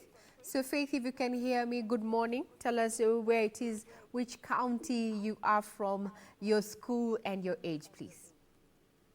Faith? Morning. Good morning. Good morning. Hi Faith, how are you? I'm fine. Uh-huh. My name is Faith Achando. I'm 15 years old. I study in Precious Blood Girls High School, Juja, and I'm listening from Nairobi County. Ah, thank you very much. So what is your general feel about COVID-19? How are you holding up first? Let's just start from there. How are you doing? I'm trying to adjust to the fact that I can't socialize with most of my friends because they mostly help me study. What else? What else other than just you not being able to study? What have you liked about being at home? I get to spend more time with my dad. I get to learn how to cook more things. I do a lot of exercises and yeah. So you enjoy actually cook and doing a few exercises. Now, apart from that is Faith Achando, who is 15 years old. Tell us, remind us, which school did you say? Precious Blood? High School, Georgia. Ah, okay. Thank you very much, Faith Achando. She's 15 years old, and she says that what she likes about being at home is that she spends time with her dad, and she's learned how to cook various meals as well as doing a few exercises. However, this time the downside is that she's not been able. She misses socializing with her friends and going to school because it helps her study. I don't know if we have anyone online. Let's before we get to hear the feedback for the children we have lined up this morning, just giving us their feel about how things have changed for them in as far as COVID-19 pandemic is concerned. Now let's address two things. Remember, also we are live on our various social media platforms, that is Facebook, YouTube at KBC Channel 1 TV. You can also join in the conversation, send in your SMS, send in your feedback. We're talking about children and how the COVID-19 pandemic has affected them. We are going to be sampling that during this conversation. Now, Timothy, you've heard there from Ariana there saying that what she likes about being at home is that the mother stays home. Yes. The same is for Faith Achando, who says that she enjoys that her father is at home. So this has also created an avenue for parents to bond with their children. Very true. How is it? The impact going forward you see about this? Do you know these relationships that would not have been there if we had been going to school? Actually, there are positives for this situation that many of us have been running so much, including me. Many of the parents have been running up and down. We never have time to be with the children. We come home when they are asleep. We leave very early in the morning. But for the 1 month, the stories we've heard from the children and what they are telling us, there's a lot. They have actually got to know their parents better. The parents have got to know their children better. Some parents have got to know even what happens in school. Like, actually, for example, we didn't know that what happens in school. Now they are able to speak to them. Like, right now, actually, when we were discussing about social distance with some of the children, they are saying in some of their schools, like last year, they had an admission of 450 children for months. So that a class being used for 20 children is being used by 70 children. So we kept on asking ourselves, when the schools resume, the post-COVID, what will happen? And they are trying to ask, how shall we keep distance? Some of them were saying in our dormitory, we are so many that when one of us catches a cold, actually we excommunicate that person from our dormitory. So you can see, they also so we are telling them, what will you do? If you go back and you also need to keep the social distance, you need to sanitize, you need to have masks. They are like, yeah, there are ways of coping. But in all these situations, teachers have been very creative. and the children have told us that in situations where they don't have enough space, the teachers know what to do, the management know what to do. So we are really hoping that as we go on, the parents are learning from children, the children are learning from parents. Even there are some jokes being said that some children are actually wondering, they were wondering why their parents are so much around. They are asking them, do you now live with us? You know, because they are being shocked that a parent can be at home for 2 days, 3 days, just sitting and talking to each other. So in a positive way, it has helped many families, many parents to actually stay with their children. But in a negative way, it has increased some of the GBV cases and some of the anxiety that has been there. When do I go back? Because they're always waiting, when do I go back to school? So there's a lot of anxiety about, you know, them missing school. Yes. But now we've said we have to lay the groundwork within the family setup. And you've said it's a high time that we went back to what we used to do traditionally. That the girls were taught by the grandmothers and the aunts, and the boys were taught by the uncles and the grandfathers. Yes. But now with this setup, with the issue of social distancing and cessation of movement, how do we make do? How do we get back to our roots? Actually, for me, it depends on where you are locked up. For those who are locked up with their grandparents and aunties and uncles, the uncles can take up their role of actually educating the children. But in situations where the grandparents and the aunties are far, nowadays the parent of today, you are both a father and a grandfather. So you actually need to take up the role of the grandfather, but still be the father. The same way to the mother, you take up the role of the mother and the grandmother, so that you're educating the children the things, issues of life that they need to know. It's not the issue of just passing exams or the issue of getting 1 + 1 = 2, but how do we live? What do we do in situations when there's no food? What do we do in situations when you get through challenges? What do we do in situations where you actually have to make a decision? Those are the kind of things that now we are now teaching each other, because we are taught by our parents, those of us who happen to have grandparents by then. But I know most of the grandparents, they are young people working right now. They are in towns, they are looking. Things have changed. Things have really changed. But we have to wear different hats. Yeah, we have to put on different hats. Now, let's go back to the other end. We are online with these children. Now, let's hear from Abraham. Good morning, Abraham. How are you? Tell us where it is that you're watching and participating on this conversation from, your age and your school.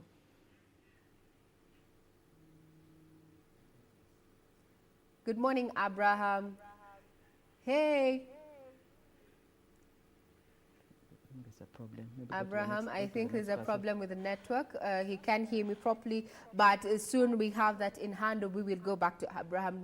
We are reminding you that we're live, and we appreciate your feedback. We are live on all our social media platforms, that is especially Facebook and YouTube. You can log in, give us your feedback. We're talking about children and just wanting to find out what is their take during this COVID-19 pandemic and how we are handling it, if we are handling it the best we can. And when I say we mean, the grown-ups in society. Are we handling it as it is? Now, Barbara Odwor from Kisumu County. Good morning. Glad you could join us. Can you hear me properly? Just tell us, just give us an overview of how you're holding back up at home. Barbara? Is that Barbara Odwor? Yes, Barbara. Okay, my name is Barbara. I school at Nyakach Girls High School. I'm 16 years old, came from Kisumu. How this COVID-19 pandemic has affected me, it has affected me academically. You can't concentrate in school as much as you concentrate. You can't concentrate at home as much as you concentrate in school. So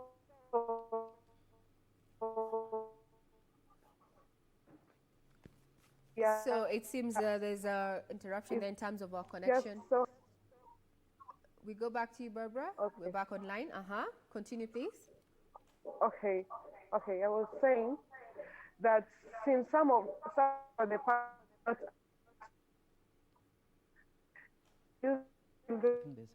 parents labor, they are sending them on the streets to sell some stuff so that they can come back with food. And also,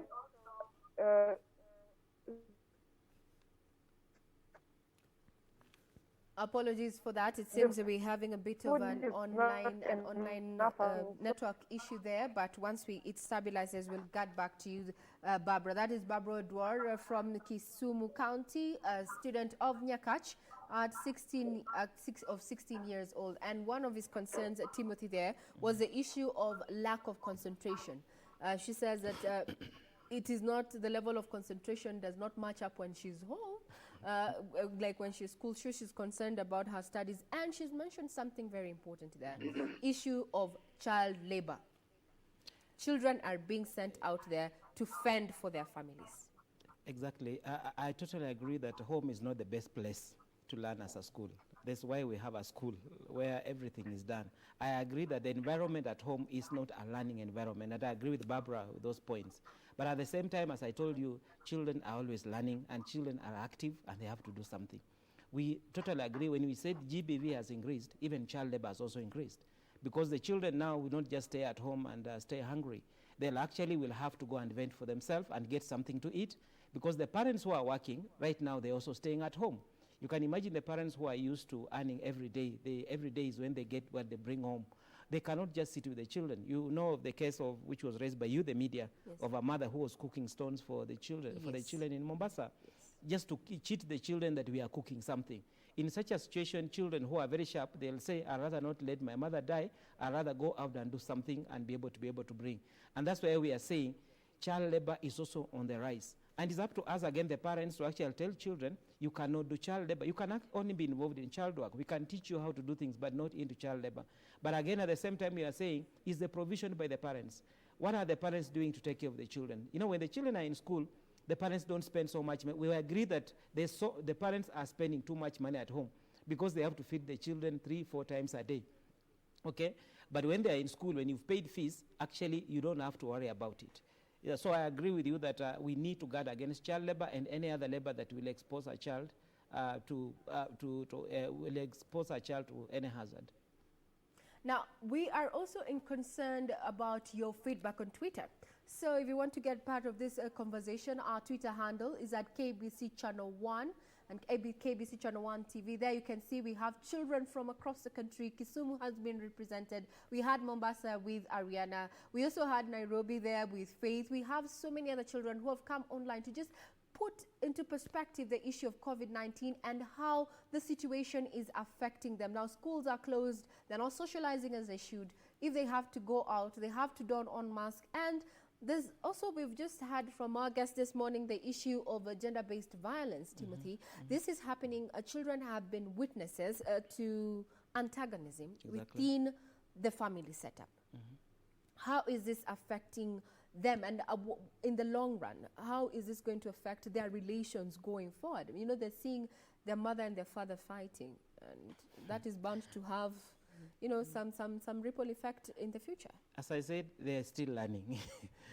That so is also part of learning? It's part of learning, because they are learning that when things don't go well, you fight. But so that's not a good lesson. It's not a good lesson, I agree with you. And that's why I'm saying that in most cases, if they were in school, they not witness such. But we're also saying, parents, let us hold up ourselves. Let us not already use this, bring more stress in the house and to the children. And at times also, it's not just the parents fighting. There are times when things get worse, the fighting now goes to the children. So it's not the best thing. And that's why we are simply saying, as parents, social workers still have a role. We might not be in every home, but we are thinking that the nyumba kumi, the people who live close to each other, we can be our brother's keeper. We can also help reduce the stress by talking to the mothers, to the fathers, and even men. You can keep your distance and still have some interactions. Because when this thing, they said you stay at home, some people are literally locked in their house. They're even not moving out. That's why we are saying, can we learn to put on a mask? Can we learn to sanitize and keep distance and still relate? We are relational human beings. But if we just keep to ourselves, that's how tempers go high, that's how stress go high, and a very small thing can actually make you a husband and wife to fight, or even fight the children. Yeah. Okay. We've been told that we need to learn to live with COVID-19 and the measures. Sanitize, keep social distance, and wear masks. That is an issue that has been raised by the children there who are, you know, at home and watching their parents there. And as from our guest this morning, who is Timothy Ekesa, who is Executive Director at KARC, saying that we need to learn how to survive. Now we take a short break. When we return, we will be hearing from Nazleen Hassan, who is in Garissa County, to give us feedback on how things are down in Garissa and what she she thinks needs to be done better to make her more comfortable. We take a short break. When we return, we'll be focusing on Garissa County with our guest this morning online. That is Nazleen Hassan. Do not go away. We'll be right back.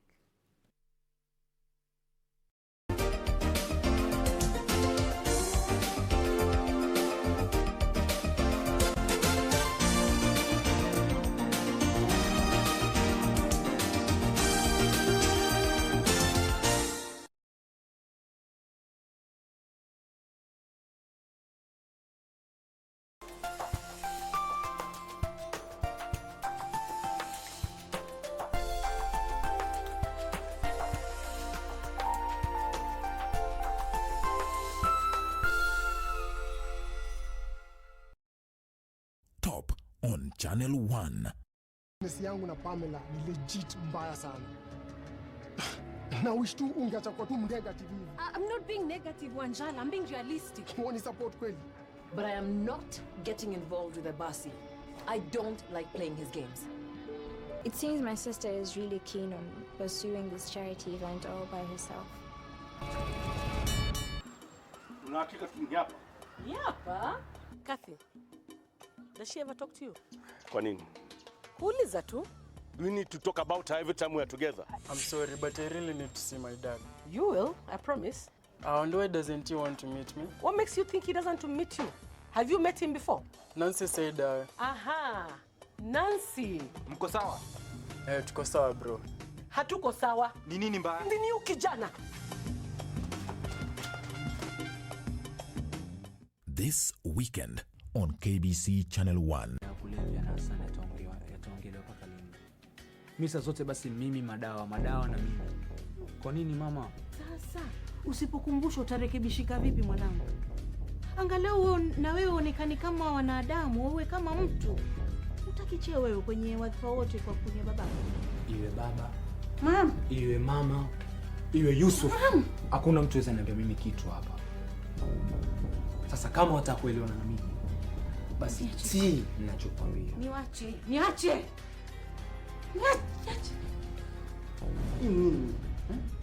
Hii picha gani ambayo katika familia? Yusuf. Sadi, mbona watuibisha familia? Wewe utanipatia mimi heshima kama babako au? No. Hii ni nini? Nataka uniambie tu, hii ni nini?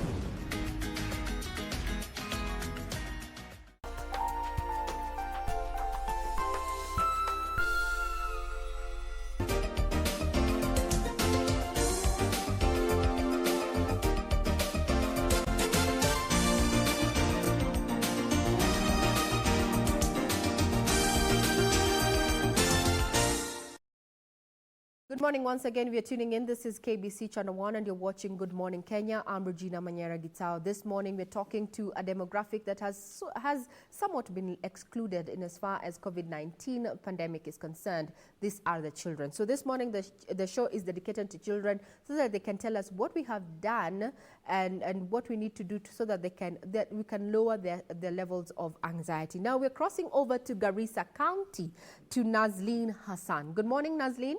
Tell us how old you are and the school you attend.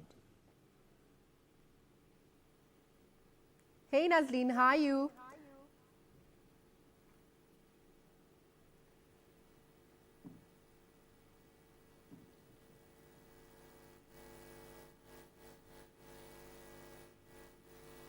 Well, there's a problem with your mic. Kindly put it on, then we'll get back to you. But as you remember, we are live. We are on various social media handles on Twitter. We are expecting your tweets at KBC Channel 1. And also we are going to head to Mombasa County shortly to meet up with Philip Nzenge, who is the county children's coordinator, to just bring us up to speed as to what government has done to support children down in Mombasa County as far as the COVID-19 pandemic is concerned. Now, Nazleen, I hear your mic is now on. Over to you, Nazleen. Good morning once again. Good morning. My name is Nazleen Hassan from Garissa County, and I'm 16 years old.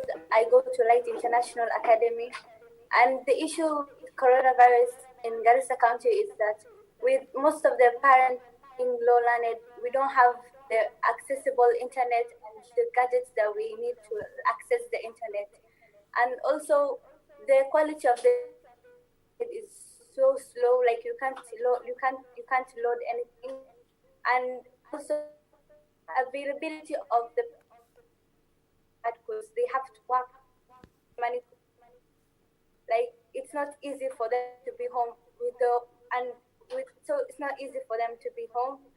And apart from that is that we haven't been having for the past 1 month in the county before the coronavirus, and so with the coronavirus right now, it's like we haven't had education for the past 2 terms. For the past 1 term, it's added right now another term, and it's simply so hard for us to actually learn and understand something from computers or like teachers who are not there to help us understand. Yeah. Oh, that is great. That is great information there, Nazlin. But I'd want to ask, what positives have you seen during your stay at home? What have you enjoyed during this stay? The bonding time with my grandmother, like actually I've had enough to be with her, so it's actually easy for me to talk to her, to know her much better. And also my mom, my friends and everyone, I haven't seen for a while. I'll like sometimes I'll be in school for 3 months. I get 2 weeks of holiday right now. I talk to them. Yeah, that's the positive thing. That, like I'm learning a lot of stuff from my grandmother. She's like I'm talking to my mom. I'm bonding with her right now. Yeah. Thank you very much, Nazlin. Just to give you feedback on a story that we had carried on, and that is in regard to your particular question here on issue of internet access or lack of, and it being slow. In the next 2 weeks or 3, Kenya is going to attain 100% internet connectivity following the partnership that Telecom Kenya and Google Loon signed and was officiated by the president. That is a communication that we got from PS ICT Jerome Ochieng, who was here in studio early this week, just showing that areas that were considered off-grid for one reason or another, we are going to attain 100% internet connectivity. So you might be able to, you'll be able to, surf with the right internet speeds.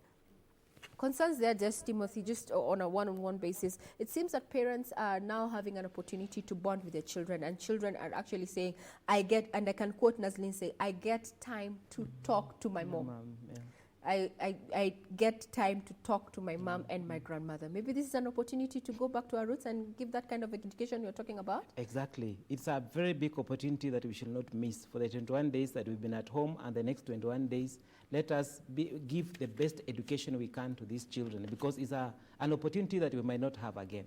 So we are asking all parents, make use of it. They make use of it. Now we cross over to my county, Mary County, where we get to hear from our student there in Mary County.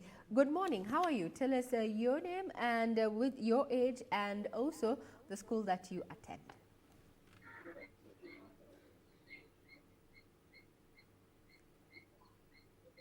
Good morning. Good morning. Can you hear me? Is your signal correct?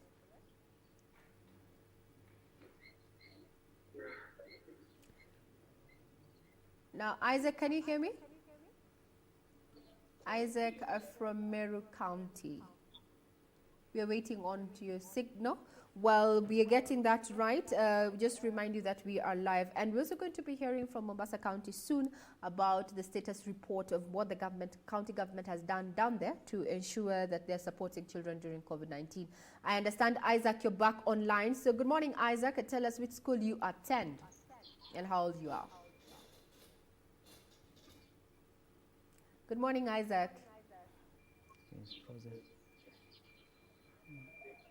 Meru is quite a mountainous region there. I come from Meru. We say the land of the hills and the land of plenty. So I'm sure maybe it's because the internet might be fluctuating, but government has told us that in such areas, mountainous and now the loon what? Yes, the Google Loon. The Google Loon. Now Adwar Barack Obama. Wow. Over to you. Good morning, Barack. How are you? Tell us which school you attend and how old you are.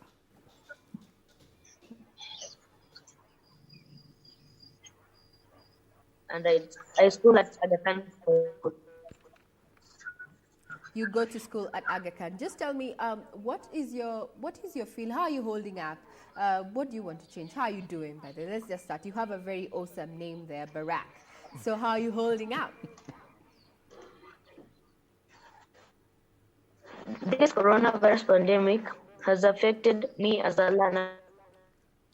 Learning at home at home there are many distractions, so some children can't focus at home as they used to focus in school. So lack of concentration, focus at home. But what do you like about being home, Barack? I can see some members of your family are just on the screen behind you. I mean, what have you enjoyed from being home and not being in school?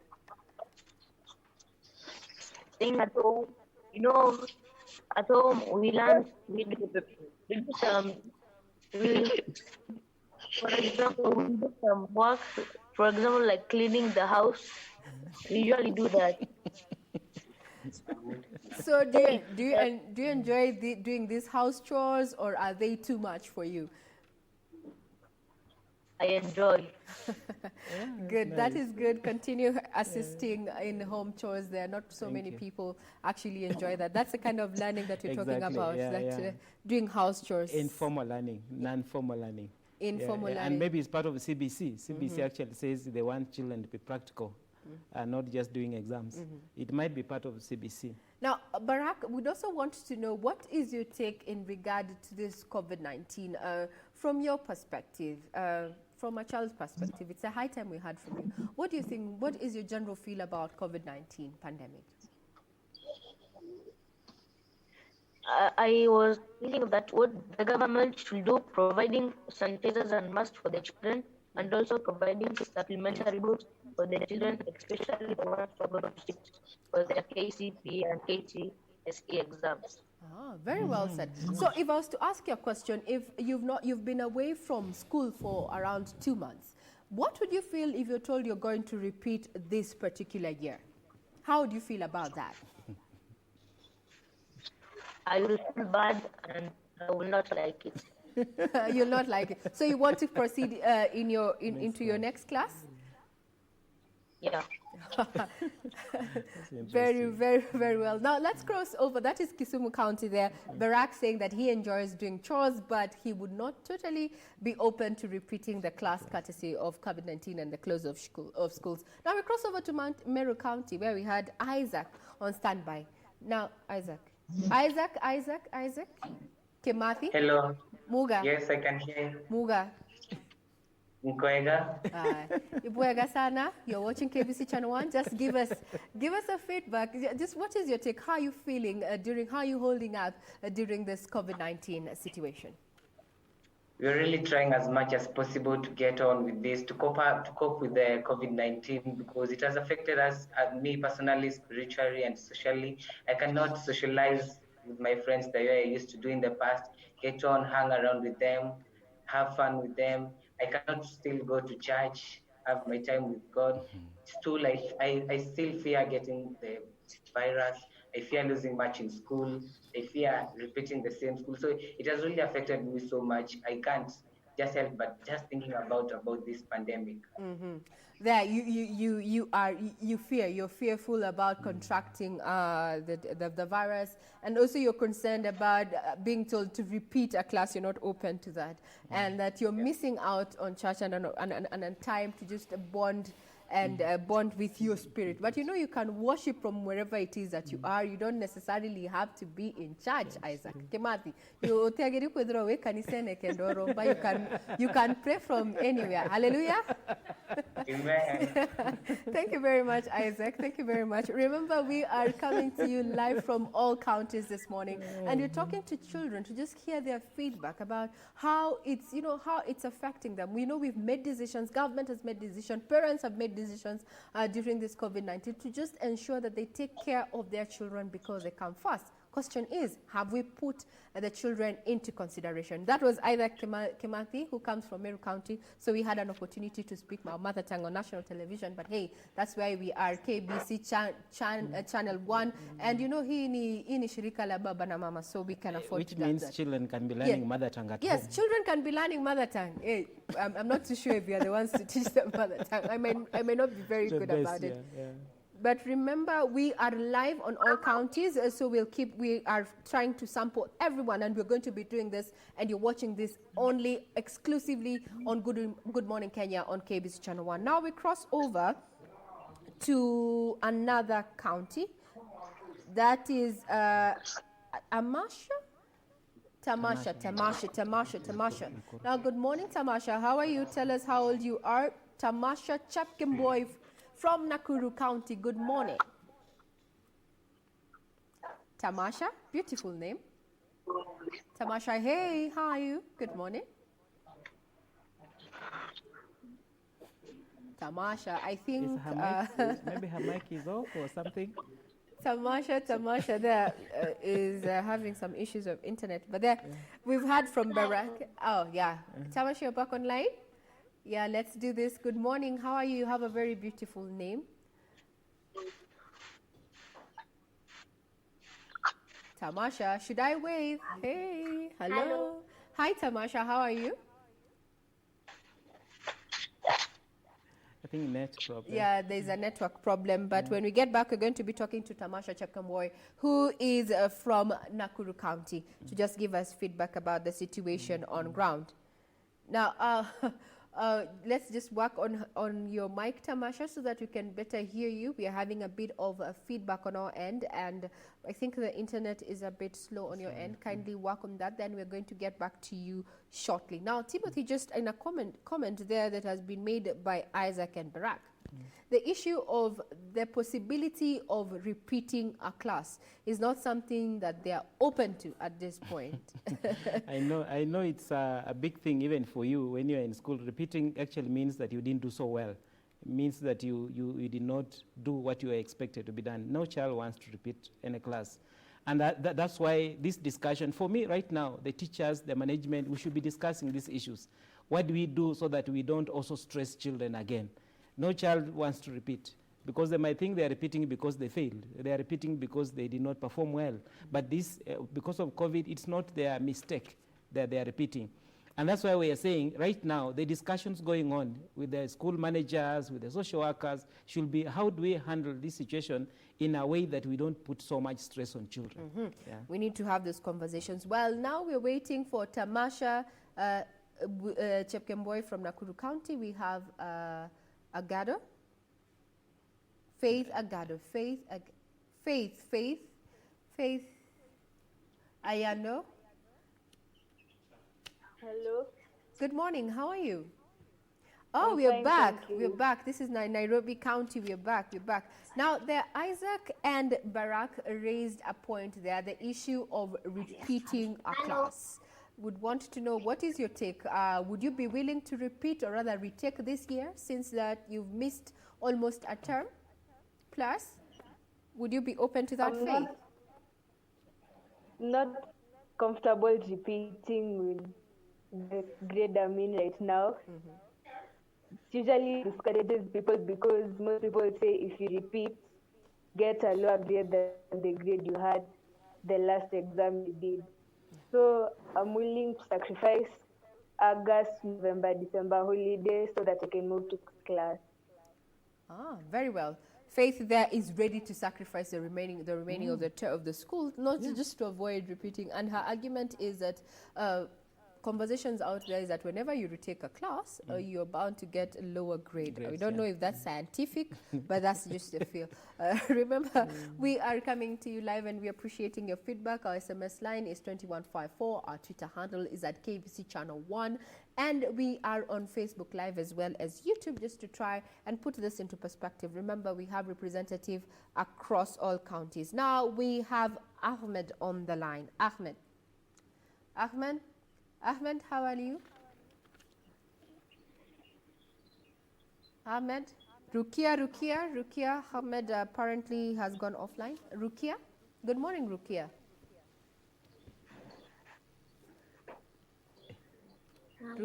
Rukia, how are you? Hi, how are you?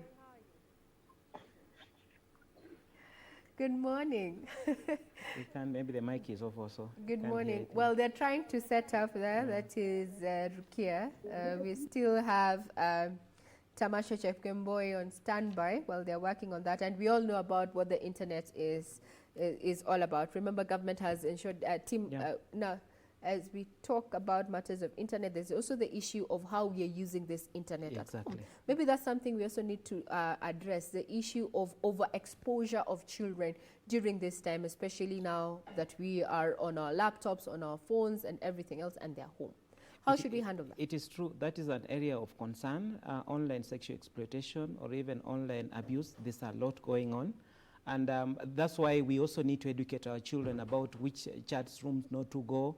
And we've had cases even where some of them have been hacked and some pornographic material has been exposed to children. So we also need to limit. Actually, as parents, it's part of the teaching we are doing.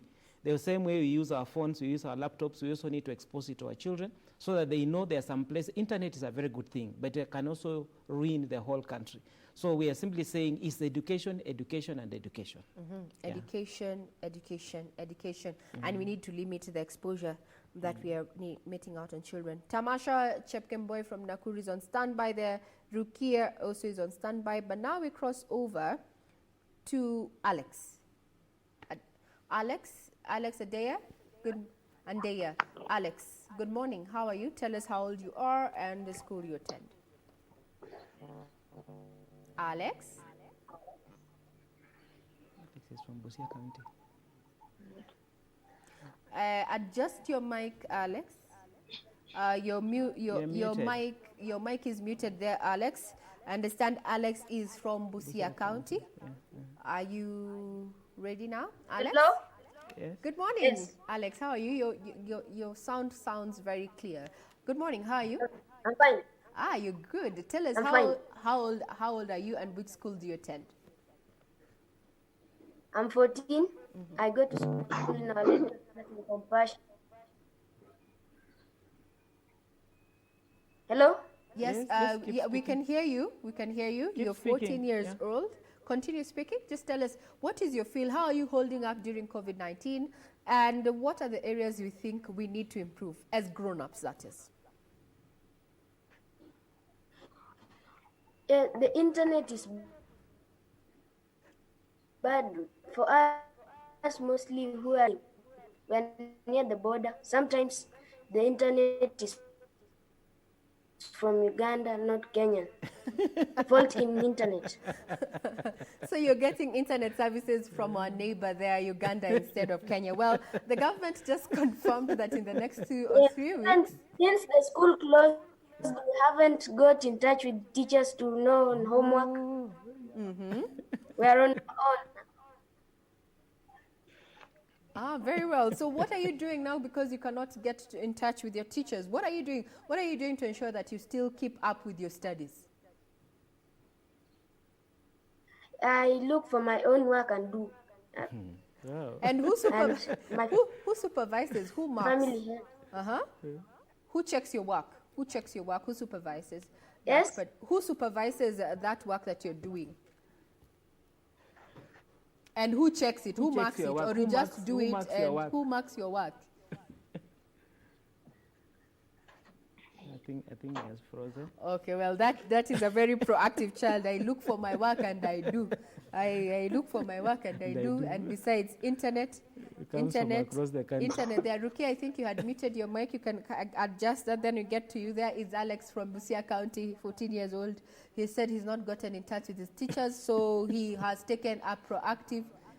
Now, Rukia Usipote, we are coming back to you. I understand you want to left. We are not lefting the WhatsApp group.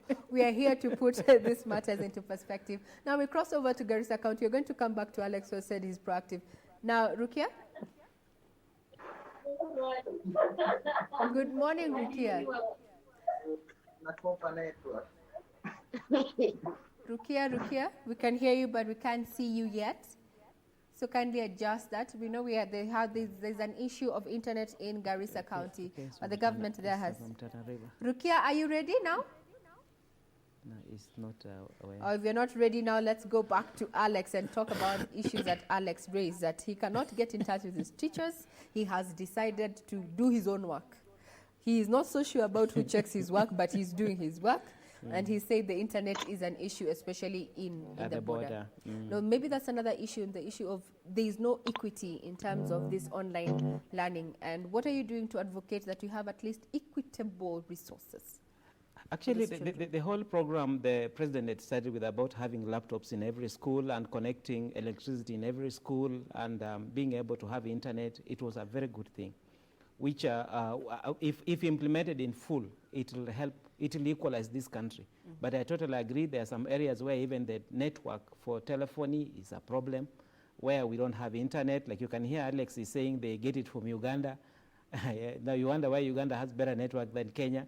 So actually it's a whole discussion that this COVID-19 has brought out. How do we equalize this country? It is a discussion that is multidimensional. Everybody has to come on board, not just security only, but everybody. It gives us a chance to reflect and be able to say, what can we do as a country in order to enable the future generation to be able to move to the next level. Yeah. Now let's hear from another child. Just tell us where it is that you are. Wesley? Jesse. Jesse, good morning. I don't know if pronunciation is a bit different here. Good morning, Jesse, how are you? Tell us how old you are and where it is that you hail from and your school.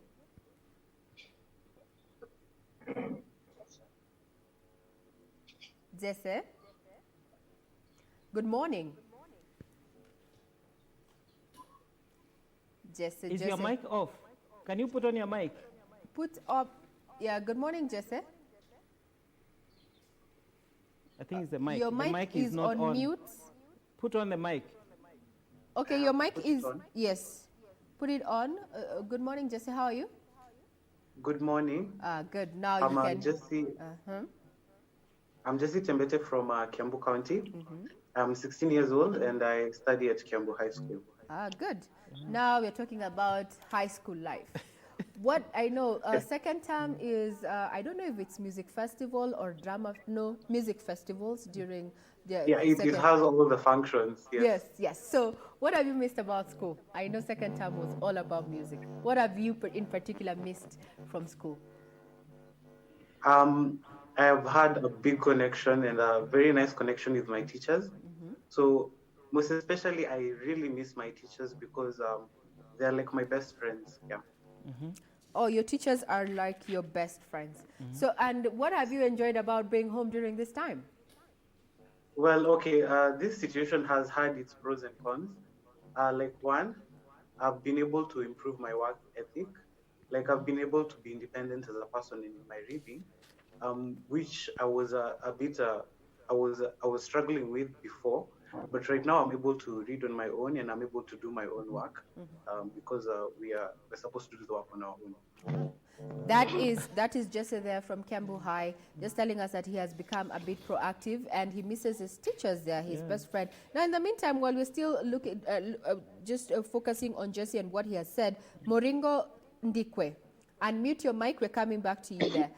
Jesse there has highlighted another issue there, that his teachers are his best friend. He has made a personal bonding with them, and he misses them, and he misses them. That's one issue, how we relate children with their teachers. Now let's hear if this is the same for Moringo Ndikwe. Good morning, Moringo. How are you? I'm great myself. So tell us, what do you miss about school, or do you even miss school? Let's just begin there. You might not be missing school. How are you holding up? It's bittersweet because I have grown to like school, but then I also like being home because I've been able to explore different angles of like things I wouldn't have done while in school, like baking and stuff. So yeah, it's bittersweet. It's bittersweet there. But now, in the way the government is handling just the spread of this pandemic is the issue of if you have to go out of your home, you have to wear a mask. How does that make you feel and maintain social distancing? I know children, or rather at that age, you were hugging, we are holding hands. How does that make you feel? Social distancing, use of masks, what is your take, Ndikwe? It's very difficult walking around with masks every time. Like, sometimes it's difficult to breathe.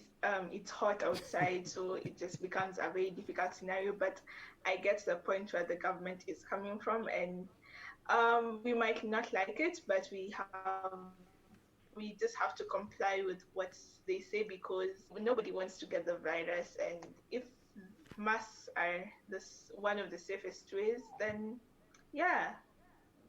Thank you very much. That is Moringa Ndikwe saying that in as much as it's a bit difficult to don in this PPEs as it is, they have to agree to that. And she says it's a bittersweet situation, being home versus missing school and all that. We're trying to near a balance. Now let's hear from Natalie Wanjiro Muriongi. Natalie Wanjiro Muriongi, kindly unmute your mic so that we can have this conversation and get to hear what you have to say in regard to the issue of COVID-19 and what you think needs to be done to lessen your anxiety. So now that is feedback. And now let's see, Natalie, are you online? Yeah. Natalie, good morning. How are you? I'm good. How are you? I'm great. I'm awesome. Thank you very much. You're the first person to actually ask me how I'm doing. Thank you very much, Natalie. I'm doing great, and I'm sure even my guests on the other side of the studio. Yes. Tim, how are you? I'm well. Natalie Thank you. has Natalie has asked us how we are. You're good? I'm good. Well, thank you very much, Natalie. We are doing fine. And we'd want to establish, how are you yourself during this time? You're not in school. Tell us which school you attend and how old you are and what you feel about being cooped up at home and not meeting your friends as you should. My name is Natalia Wanjiro. I'm 10 years old. I go to St. Anthony's School, and COVID-19 has affected us because, we are still getting a lot of homework, but at least we are making progress at home. And now, also, Natalie, you have very beautiful eyes. We have seen that. Thank you. Can you kindly move away from the screen? I think you have zoomed. Yeah, You've zoomed in on your face, so we can't see your full structure. Just take a few steps back, a little more. Yeah. Now we can fully see you. How about I also introduce you to our viewers who are watching from all parts of the country this morning. So Natalie, you were telling us about your experience being at home. So kindly do continue. It's being at home is nice. I don't miss school at all. School is the worst place ever. Oh God. But we are still getting homework. We get homework, we finish, and we do a lot of revision. And staying home was the best thing that ever happened. Hallelujah. I know your parents are like, oh my God, did she say that on national television? Thank you for giving us that feedback. You enjoy being home, and you said being home is the best thing ever. How? Why? Yeah. Why is it awesome like that? Because sometimes at school, teachers give you too much homework, or you get beaten or punished or something like that. So all that stress is gone. Oh, no more punishment, yeah? No more homework, no more stress. Now, before we finish off with Natalie, would want Wayne to be on standby. Kindly unmute Wayland. Wayne, kindly unmute your mic. We're coming back to you. But I'm not done with you yet, Natalie there. You've said this issue of punishment is what is making you think, home is best. But you see, I'm sure your mom and your dad also discipline you, or don't they? Or you get away with that? Well, our dad is the one who does all the teaching, and mom is just there to, ask, do you want wants a snack, or maybe she just supervises and looks over, but dad is the one. So unatumia simu. Kipigia simu tu kidogo ina. Very well there. So dad is authoritarian, mom is the coddler. Well, let's just say you are speaking to national television. They should not hold that against you, but at the end of the day, you enjoy being held. Tamasha, kindly also unmute your mic. That is Natalie Wanjiro, who happens to come from Murang'a County, and she's 10 years old. Tamasha Chepkemboi, unmute your mic from Nakuru. And her take home is that school is she doesn't want school. There was a lot of punishment. Yes. And she says home is the best thing ever. The best place.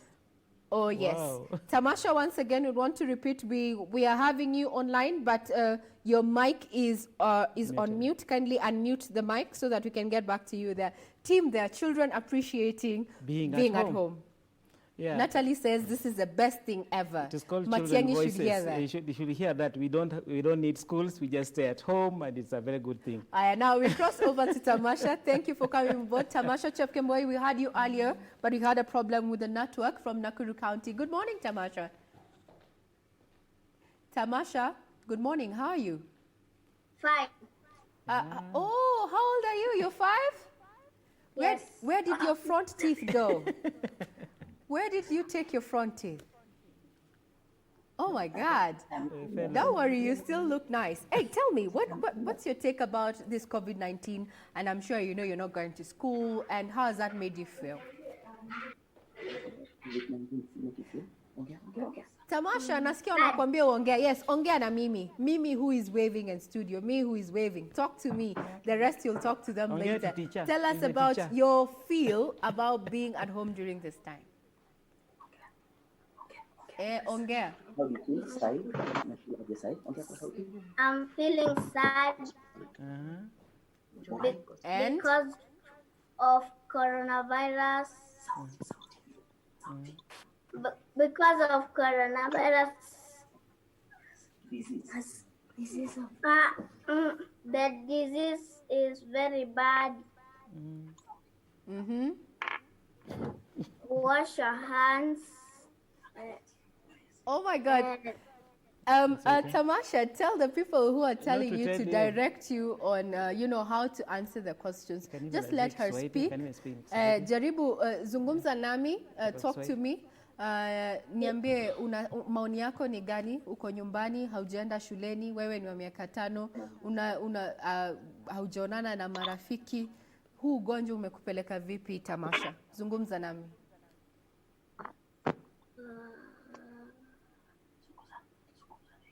You can speak in Swahili.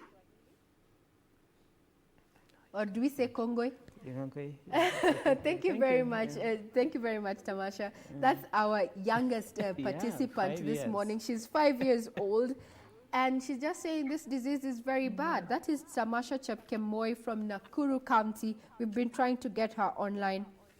Just saying that as far as she's concerned, this disease is very bad. Yeah, that is genuine feel from the children. And this morning we are focusing on children because we need to have them hard, their thoughts and, about how things are being handled, whether we are missing something as grown-ups. Now, Solomon, we're coming to you in not too long. Kindly unmute your mic, Solomon.